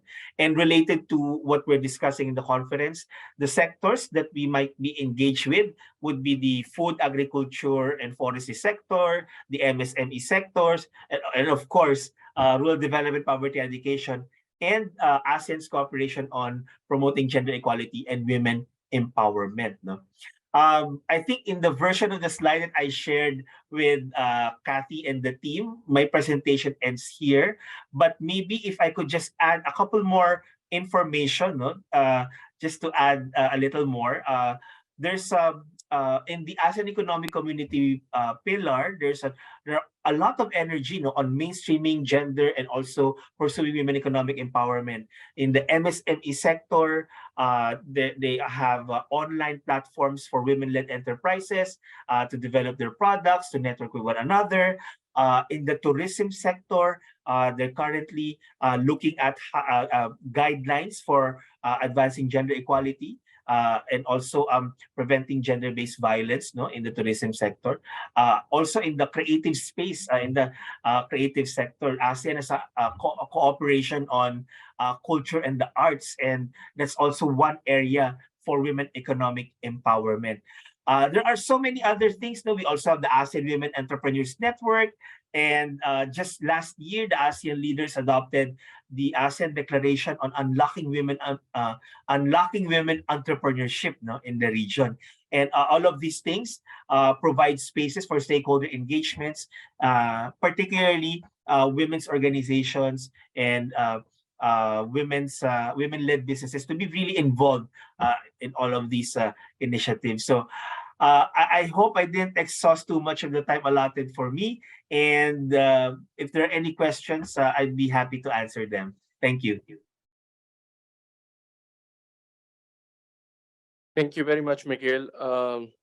Really encouraging insights from you to also help us understand how ASEAN bodies and the leadership and the frameworks and the plans are seeing the relevance of the guidelines. And also, I think when I will be summing up, I will focus a bit on the opportunities that you mentioned about further engagement for all these stakeholders. Thank you very much. I can see like you might be having questions, just hold those back. We have one last but not the least panel member to share their insights with us. And I'll request Ms. Sudha Guti, Program Manager, Catalyzing Women's Entrepreneurship, Social Development Division, UN Escape, to enlighten us with her perspective. Thank you, moderator. And I know I'm standing between y'all and the lunch now, so I'll try to keep it very quick. And again, on behalf of ESCAP, I'd really like to welcome you all into the UN House for the in-person participants, and good afternoon to everyone joining us from everywhere. Similar to our previous panelist, Miguel, I will be sharing some perspectives on forward-looking opportunities where we could look at how to apply these benchmarks and guidelines into the work that ESCAP is doing in the Asia-Pacific region, and in particular in the ASEAN region.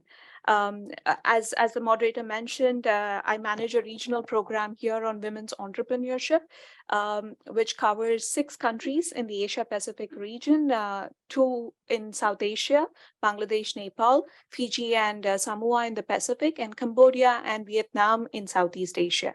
And we also work very closely with various sectoral bodies in the ASEAN at the sub-regional level to scale up our country level work.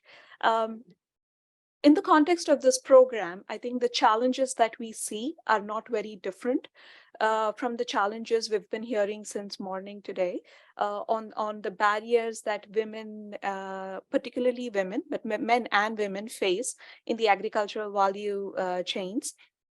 There are several barriers relating to access to finance, access to markets, the increased burden of unpaid care, which has further been amplified during the COVID pandemic.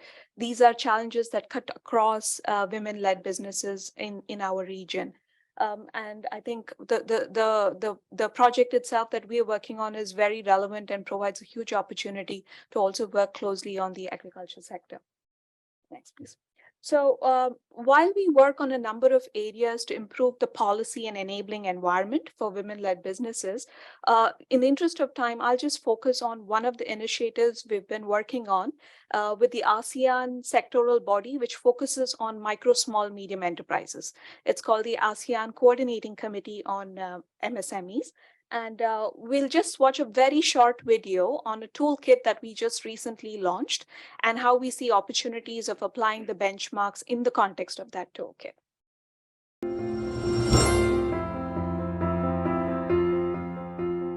If women and men participated equally as entrepreneurs, the global economy could grow by at least $2.5 trillion. In Asia and the Pacific alone, closing the gender gap could add $4.5 trillion to the region's collective annual GDP by 2025. The role of women-led enterprises is critical for achieving a stronger ASEAN economic community.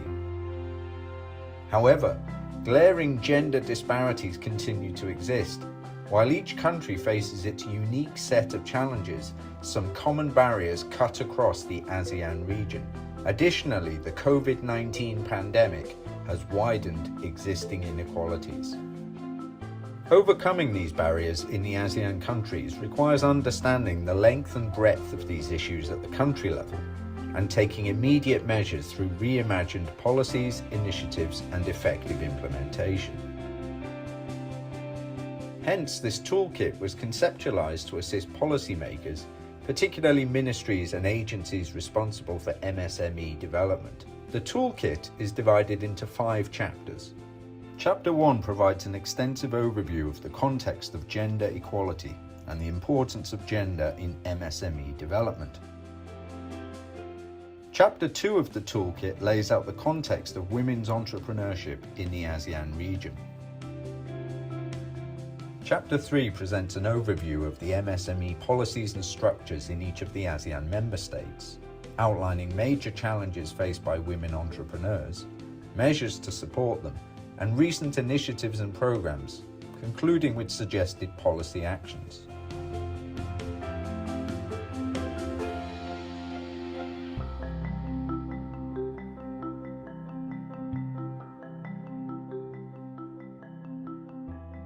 Chapter 4 pulls together important elements that shape the Women Entrepreneur Development Framework.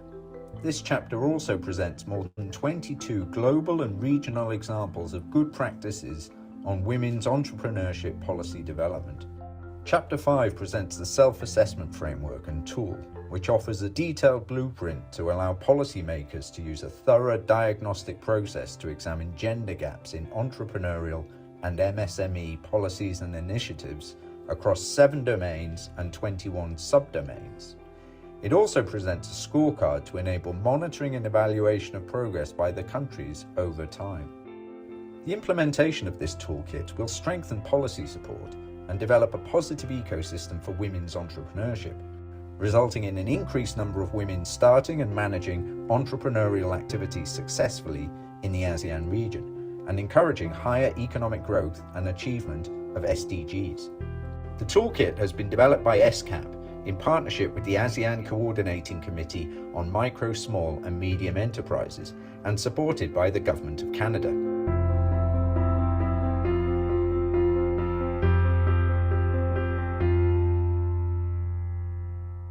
So just to bring us back to why we were talking about this toolkit, you can go to the last slide in the presentation, please.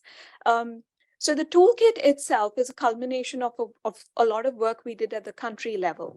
And in this program that we were implementing, we had a slight departure of not just working with the women's missionaries at the country level on women's economic empowerment, but we chose to also work with the SME agencies in the countries as the anchor, because as we know, the legal and policy environment for business development most often lies with the SME ministries. So for example, in Vietnam, we work very closely with the Ministry of Planning and Investment, which leads the SME growth in the country.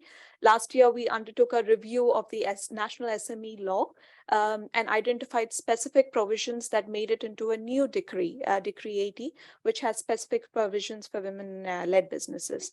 Similarly, this year, we are launching a study to look at specifically what are the agri-tech mentorship needs that women-led farmers have in the Mekong region and how we could support them.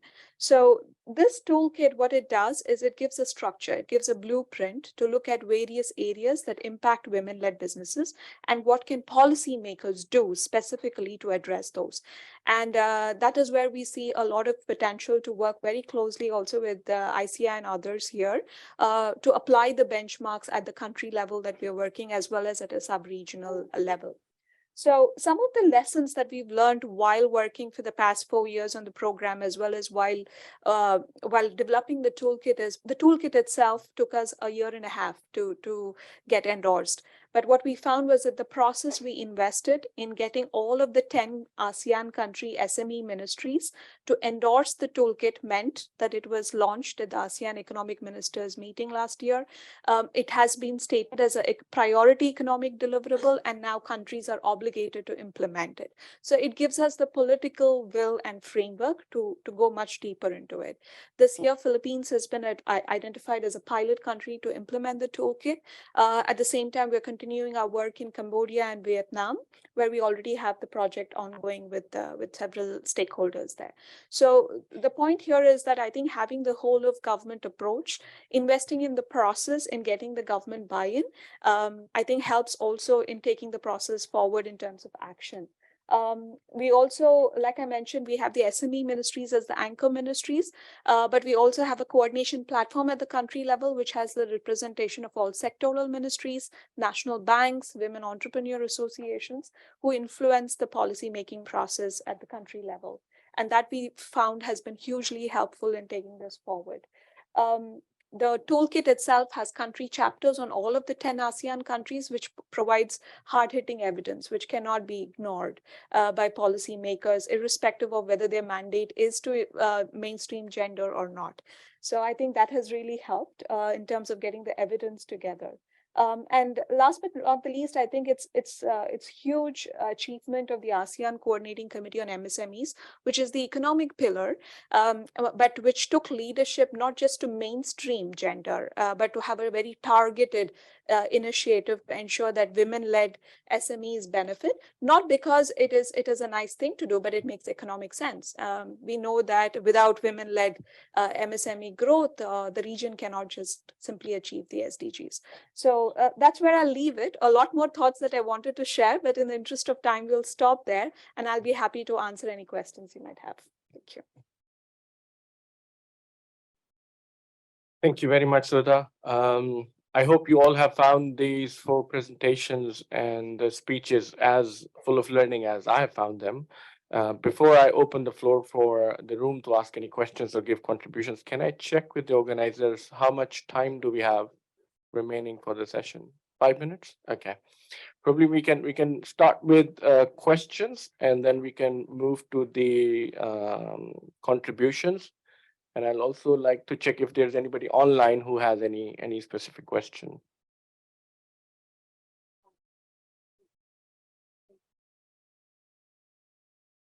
Welcome. Any questions from the room? Yeah.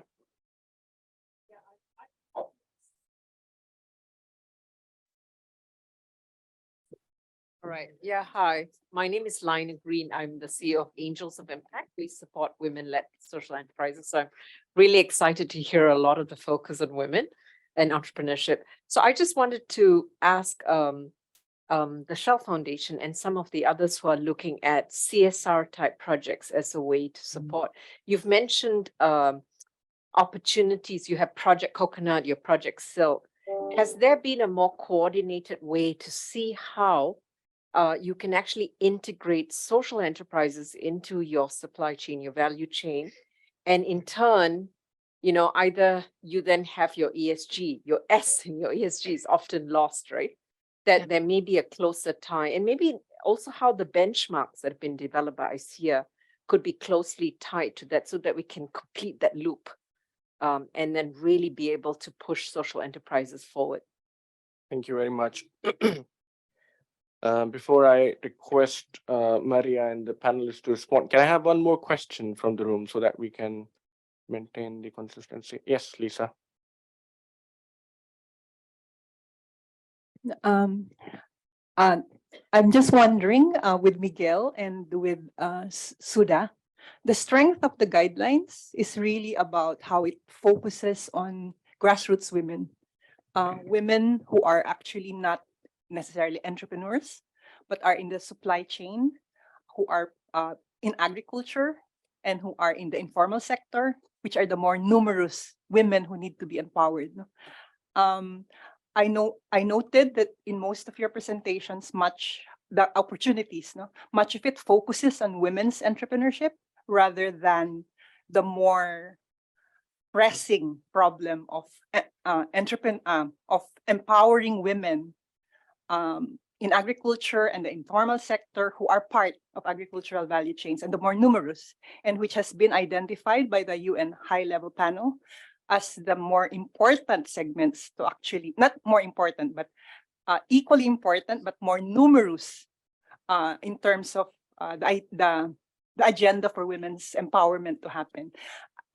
Could you share with us your thoughts on how you see what has happened in relation to empowering women entrepreneurs, who are actually the business owners, right? How that can assist maybe the process of empowering women at the grassroots in agriculture and in the informal sector, which the guidelines is actually strong on. Thank you. Thank you very much. Yeah, sure. One more question and then. Sorry. So is it quite linked with your question? That's what I thought that is. So when we are talking about women entrepreneur in informal sector, just can you give us little more information that what about their investments, what about their social securities, and in terms of the decent work culture, so what is their earning, and finally how much control they have over the financial resources. So thank you very much. With this, if I can move for the first question to Maria Katrina, if you can briefly respond to that. No, sorry, to Maria Pamela, because that was more related to Shell. But Maria Katrina, if you have any insights that you feel like sharing, please do feel free. Sure. Yeah, thank you for that question. I think it's quite really of a challenge for the foundation representing a company like Shell to really do these things. But somehow in the foundation, we've learned to establish the correct systems, and everything starts with the proper design, the identification of needs, a baseline and all, and of course, tapping our stakeholders, the communities who can do these projects with us. In fact, these are projects that they themselves verbalized, not us. And somehow we were able to find a way to link it to the business. Now, while we are into the energy business, the Project Coconut is one wherein there is direct correlation. But into the other enterprises that we've supported, of course, we try to incorporate it in the other areas where we can support them in their marketing needs. So, so connecting them to the supply chain is very important. As I mentioned, the strengthening of the connections with all these women groups. We try to empower them in such a way that they can do business directly and not us doing the buying for them, but them making the business directly with the business. So this is what we are trying to expose them to. Now, in another question, in terms of their financial control, again, part of the agreement with these groups is also them being able to manage it sustainably and efficiently in such a way that there are proper controls. But again, part of the agreement is for us to make an audit, making sure that they are really doing everything for their own sustainability of their agribusiness.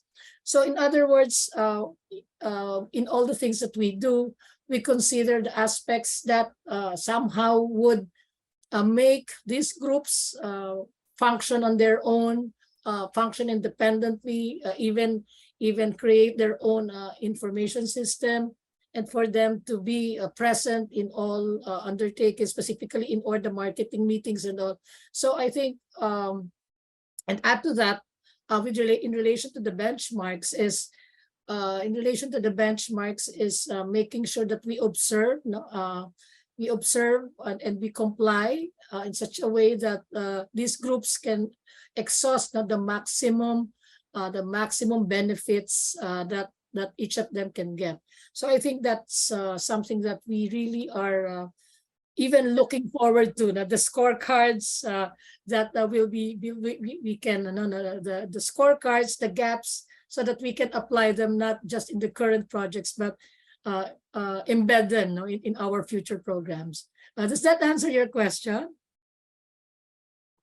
Thank you, Maria. I Yeah. hope it does. Yeah.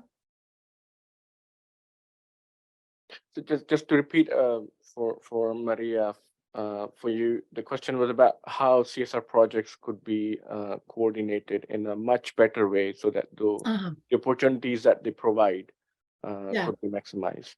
Yeah, Okay. I think, yeah. So we have two Marias actually. So I'm passing this question to Maria Katrina. Katrina. Yes, Yeah. thank you. Sorry for the confusion. Thank you for the question. So, we are very fortunate because the yellow corn is one of the major raw material that we need in our operations. So the CSR project Silk, our CSR project, Project Silk, is really embedded into our operations. We had to get the buy-in from all the departments. So there is an integration internally and externally. So once we have identified the communities that we will be partnering with, we have them also introduced internally to our departments. You have the logistics, accounting, inbound warehousing, outbound warehousing, for them to also understand how it is internally. And then most importantly, the attainment of the quality parameters. So in closing the loop, the farmers, the FCAs has to understand internally what is the requirement, what are the requirements of the company, quality-wise, handling-wise, logistical, especially the logistical part. So we have this department represented, and then go down to the community, have the operation explained to them. And we also onboard the government agencies because we cannot, there are inputs coming from us internally, but there are also external assistances that the government can introduce to the community, introduce to the cooperative. So we work in close coordination with the government because we have to strengthen the governance of the farmer cooperatives and associations that we are working with. We have to ensure that they are internally mature. We have to ensure that they are internally, their internal governance is in place, because it would entail continuous doing business with us. We have included it, the metric ton that they are producing and delivering to us are included in our forecasting. So we have to ensure that they deliver according to the commitment that they have that they have identified. Very importantly, in closing, all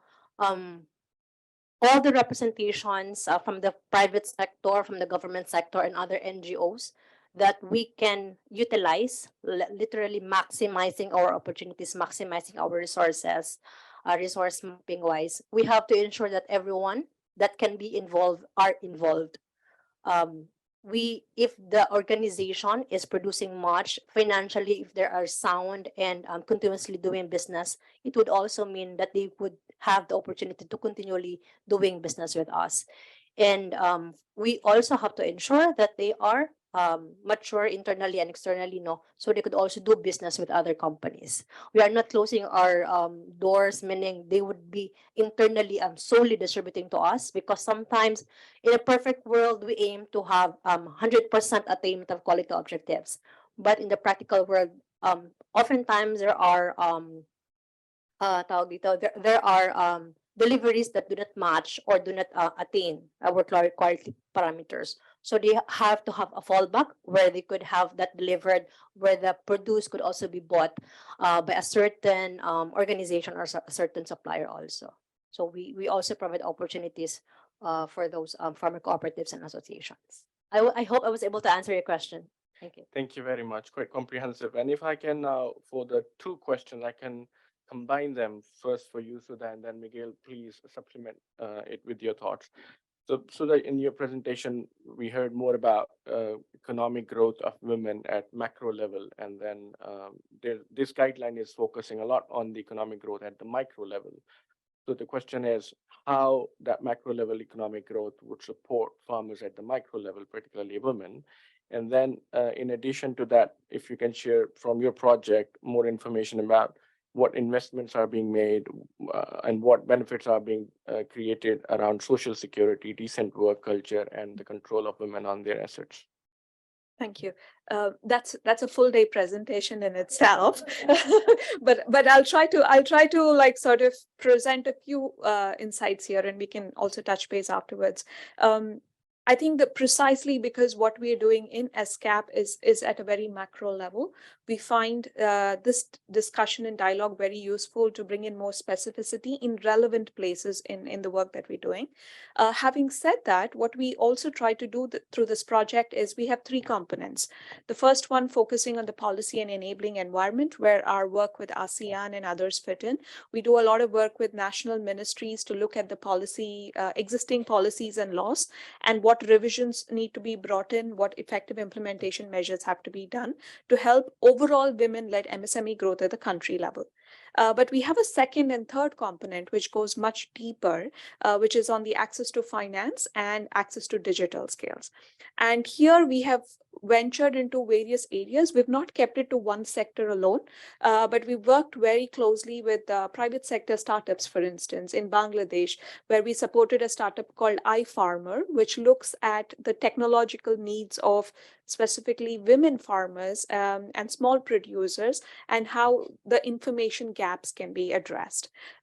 So while the project overall is aiming to improve the women-led SME growth in the region, at the country level, we go into very specific issues that are required to be tackled. And at the project level, what we can only do is set examples that could be scaled up. We can't, of course, address all of the issues at the country level, and which is why our work again with ASEAN and at the macro level, so that we can bring these examples to scale. And the third component we have in the project is looking at digital skills. And especially during the pandemic, we saw that women, the gender digital divide that exists in many parts of our country, probably less in Southeast Asia compared to South Asia and the Pacific here, but still nevertheless, there are parts of the entire region which suffered extensively, and women were at the forefront of facing the brunt of those barriers. So we are working with governments also, not just to increase the digital skills in e-commerce or using technology, but also what infrastructure needs to be invested in improving that gap.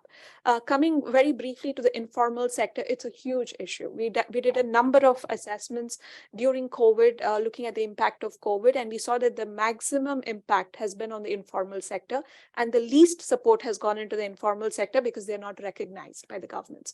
So when all our work with the SME ministries and women's missionaries and all the schemes and provisions under COVID, none of it hit the market vendors and the Suva flea market, for instance. So we are currently in our project doing 2 studies with 100 women market vendors in the Suva flea market in the Pacific and Samoa, to look at how in the context of disasters, pandemics, and also overall resilience building, what kind of measures do governments need to introduce? And that's the angle that SCAP has. We work more on a macro level, looking at grassroots issues, but also we have been looking a lot into the business licensing and registration processes in the countries, which is a major inhibitor for women from the informal economy to go into the form. Not only for women, it's applicable to men, but for women, it's much more. It relates to the land titles. It relates to a lot of customary practices. That's why I said a huge day's discussion, because we can speak about it all day. But we're looking into, when we do these studies and macro level initiatives, we're trying to drill down on these specific issues that need reforms at the legal and regulatory level, which then need effective implementation and stakeholders to hold the governments accountable. So the 7 pillars, you look at the toolkit, is really a culmination of all these experiences, which we see very relevant also for small scale producers in the agricultural sector. But like I said, we need a sectoral focus in specific areas to drill down. And I think the work we can do with ICA and others through the benchmarks is again very useful there. That's all. Thank you very much. I hope that explains a lot. Miguel, very precisely, if you can add on anything from your side. Thank you very much. The observation is quite valid, and it is an observation that we share. But ASEAN's approach when it comes to women economic empowerment sees women not as a monolithic group, but various types of women in different settings. No? So that includes the women in the informal sector.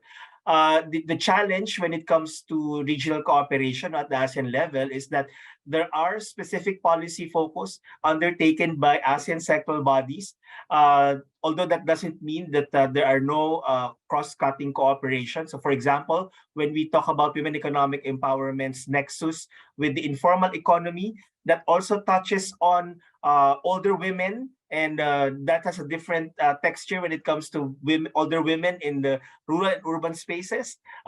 It also has a nexus with social protection and access to finance. So again, just like what Sudha said, this could be a 1 or 2 day forum in itself, no? But maybe just to reply, very focused and targeted reply is that within the cooperation of ASEAN on advancing gender equality and women empowerment, the ASEAN Committee on Women has their own platforms for engagement with women in organizations, and the same with the cooperation on rural development, poverty education. And there are, I think I can think of 2 specific initiatives. One is space for stakeholder engagement. So there are annual forums where these issues can be fully articulated and exchange of views with government officials at the national level, no? Because there are focal points at the regional level. And second is on generating data and gender analysis. No? And I think when we go back to the MSME sector, they already produced a study on strengthening agriculture, rural women in the agriculture sector. So just one example, no, of ASEAN's attempt at addressing this matter. So I hope that answers the question that Lisa raised earlier. Thank you, Miguel. Do we have any questions online right now? No. Okay, great.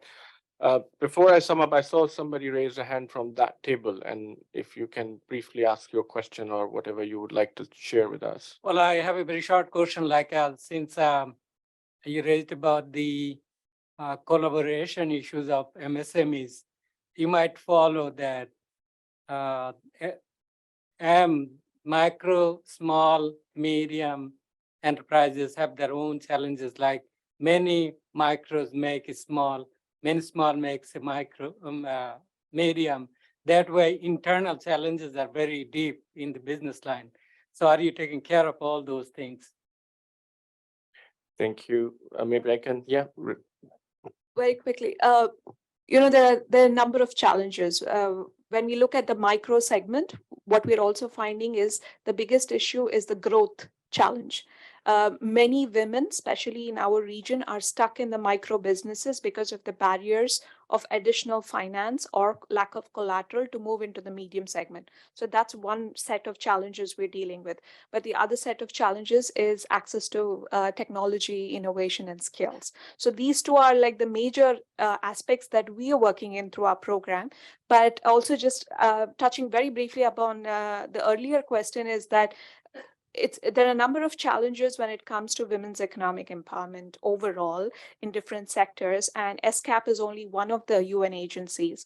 And we also have ILO, FAO, and UN Women who work extensively, both on the sectoral focus as well as on the MSME focus and informal sector and employment. So all of the work together hopefully contributes to our larger UN action plan. But that's in a nutshell to address your question. Thank you. Thank you very much, Sudha. With this, I understand you might be still having a lot of questions and discussions, and this session was aimed just to start the dialogue process, and you will have more opportunities to engage with each other. I would like to now close and sum up this conversation, so I'll leave you with a well-consolidated pack of takeaways, because it has been a huge conversation. Before I do that, I would like to thank all the worthy panel members for your presentations and your time, and also to all the respected participants in this room and online for your patient listening and engagement. It's difficult for me to sum up, but I'll try my best, and let's see how I do it. The first thing that I felt from all the conversations and the discussion is that the relevance and effectiveness of these guidelines is not just wide, but it's also very deep. And few big things that I heard is, when I say wide and deep, it means that we heard about the commitment from the foundations, from the private companies, to promote equality and equity on gender and women empowerment, women development, and women leadership. And these guidelines also provide a very holistic framework to the practitioners who are trying to achieve all of these things. The guidelines also help in linking our initiatives with the Sustainable Development Goals, and you heard it at different levels, that how development agencies, how private sector, and how the bodies like ASEAN are actually making use of the guidelines and are perceiving them.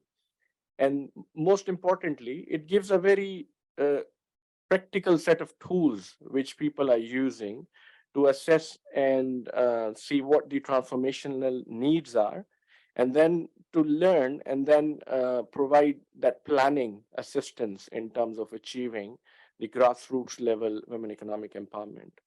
It also provides standards to evaluate, improve, and empower. And I think the best thing that I liked about it is that it is expandable and replicable. So it's not something that we talk about in the theory, but it is something which is very, very pragmatic. And it signifies the role of women in value chain with bringing out the evidences and providing that platform for everybody to harness the full potential of the opportunities. And lastly, I heard that it strengthens the supply and value chain coordination, which I guess from most of you would agree to me, if you have been very core practitioner of supply and value chain programming, that coordination has been a big issue. And if this toolkit or if this guideline provides a good set of guideline again for the coordination, I think that's really amazing. I would like to touch upon some opportunities that were coming up from different speeches. I think Miguel gave a very comprehensive overview of what are the opportunities to engage with the knowledge products, the acceleration of the SDGs, some complementarity initiatives, and all the dialogues on SDGs, which are engaging multiple stakeholders, as well as initiatives around rural development networks and family farming initiatives, and ASEAN master planning on rural development, and the ASEAN gender mainstreaming strategic framework that unlocks the women entrepreneurship and provides a whole lot of engagement opportunities. So I'll encourage all the colleagues who are in this room and outside the room to engage with these opportunities. And then you also heard about different projects, which ultimately provide a lot of opportunity of further collaboration and engagement to not just practically use these guidelines, but to improve also wherever it is needed. With this, I would leave you all for further conversations over the lunch and coffee. And once again, would like to thank you all very much for your patient listening and participation.